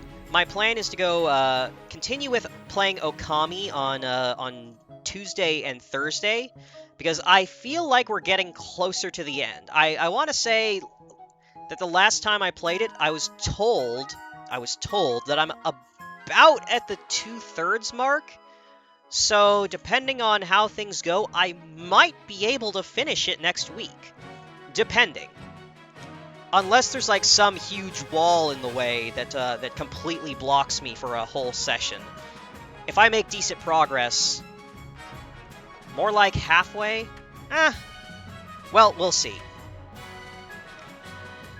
Boy, that is a long game. Anyway, next Saturday, likely 2 more streams. Decent chance at 3. Going on holiday to places with a warm climate means I'm bombarded by little things. Ugh. Yeah. It's the terrible burden of enjoying, like, pleasant weather. It's like, oh, if you want be somewhere where it's like a pleasant, like, 70-ish degrees all the time, oh, you have to deal with fucking bugs and mosquitoes, especially if there's, like, any humidity. Or be somewhere where it's miserable and cold, where you don't have to deal with bugs. Assuming you don't do any side quests, getting stuff you missed in Dragon Palace, etc., etc. I might do stuff off-screen. Like, unless it's something really big that grabs my attention, it's like, ooh, I want to check this out. I think this might be fun to share with the audience. Then that might extend the stream or the overall playtime, but if it's just like collecting items... Oh, excuse me. I can probably do that between streams. Anyway, so I'm wondering, we could play King of the Castle again next Saturday. I also picked up a new game that I was thinking might be fun to try. I picked up this early access game called, what was it? Against the Storm, I believe? It's another city builder game. Because as much as I got like upset with Frostpunk, boy do I love city builders. Boy do I like making the little buildings and seeing number. So I might set that up for Saturday. Check that out because it's a early access game. That's not too bulky and lot of good reviews on it on Steam at the moment. So I'm thinking that could be fun. So yeah, that'll wrap it up for today at least. So Okami on Tuesday, Thursday, Against the Storm on Saturday. And then, depending on whether or not I finish Okami, we may be switching to something else. So, thank you all for joining me today. I had a lot of fun. I hope you had fun as well. This was an excellent round of King of the Castle. I hope to see you all again. Remember that I stream Tuesday, Thursday, Saturday at 2 p.m. Pacific Standard Time. And I hope you will join me again sometime. Goodbye, everyone. Have a good evening. Bye-bye. And bye-bye.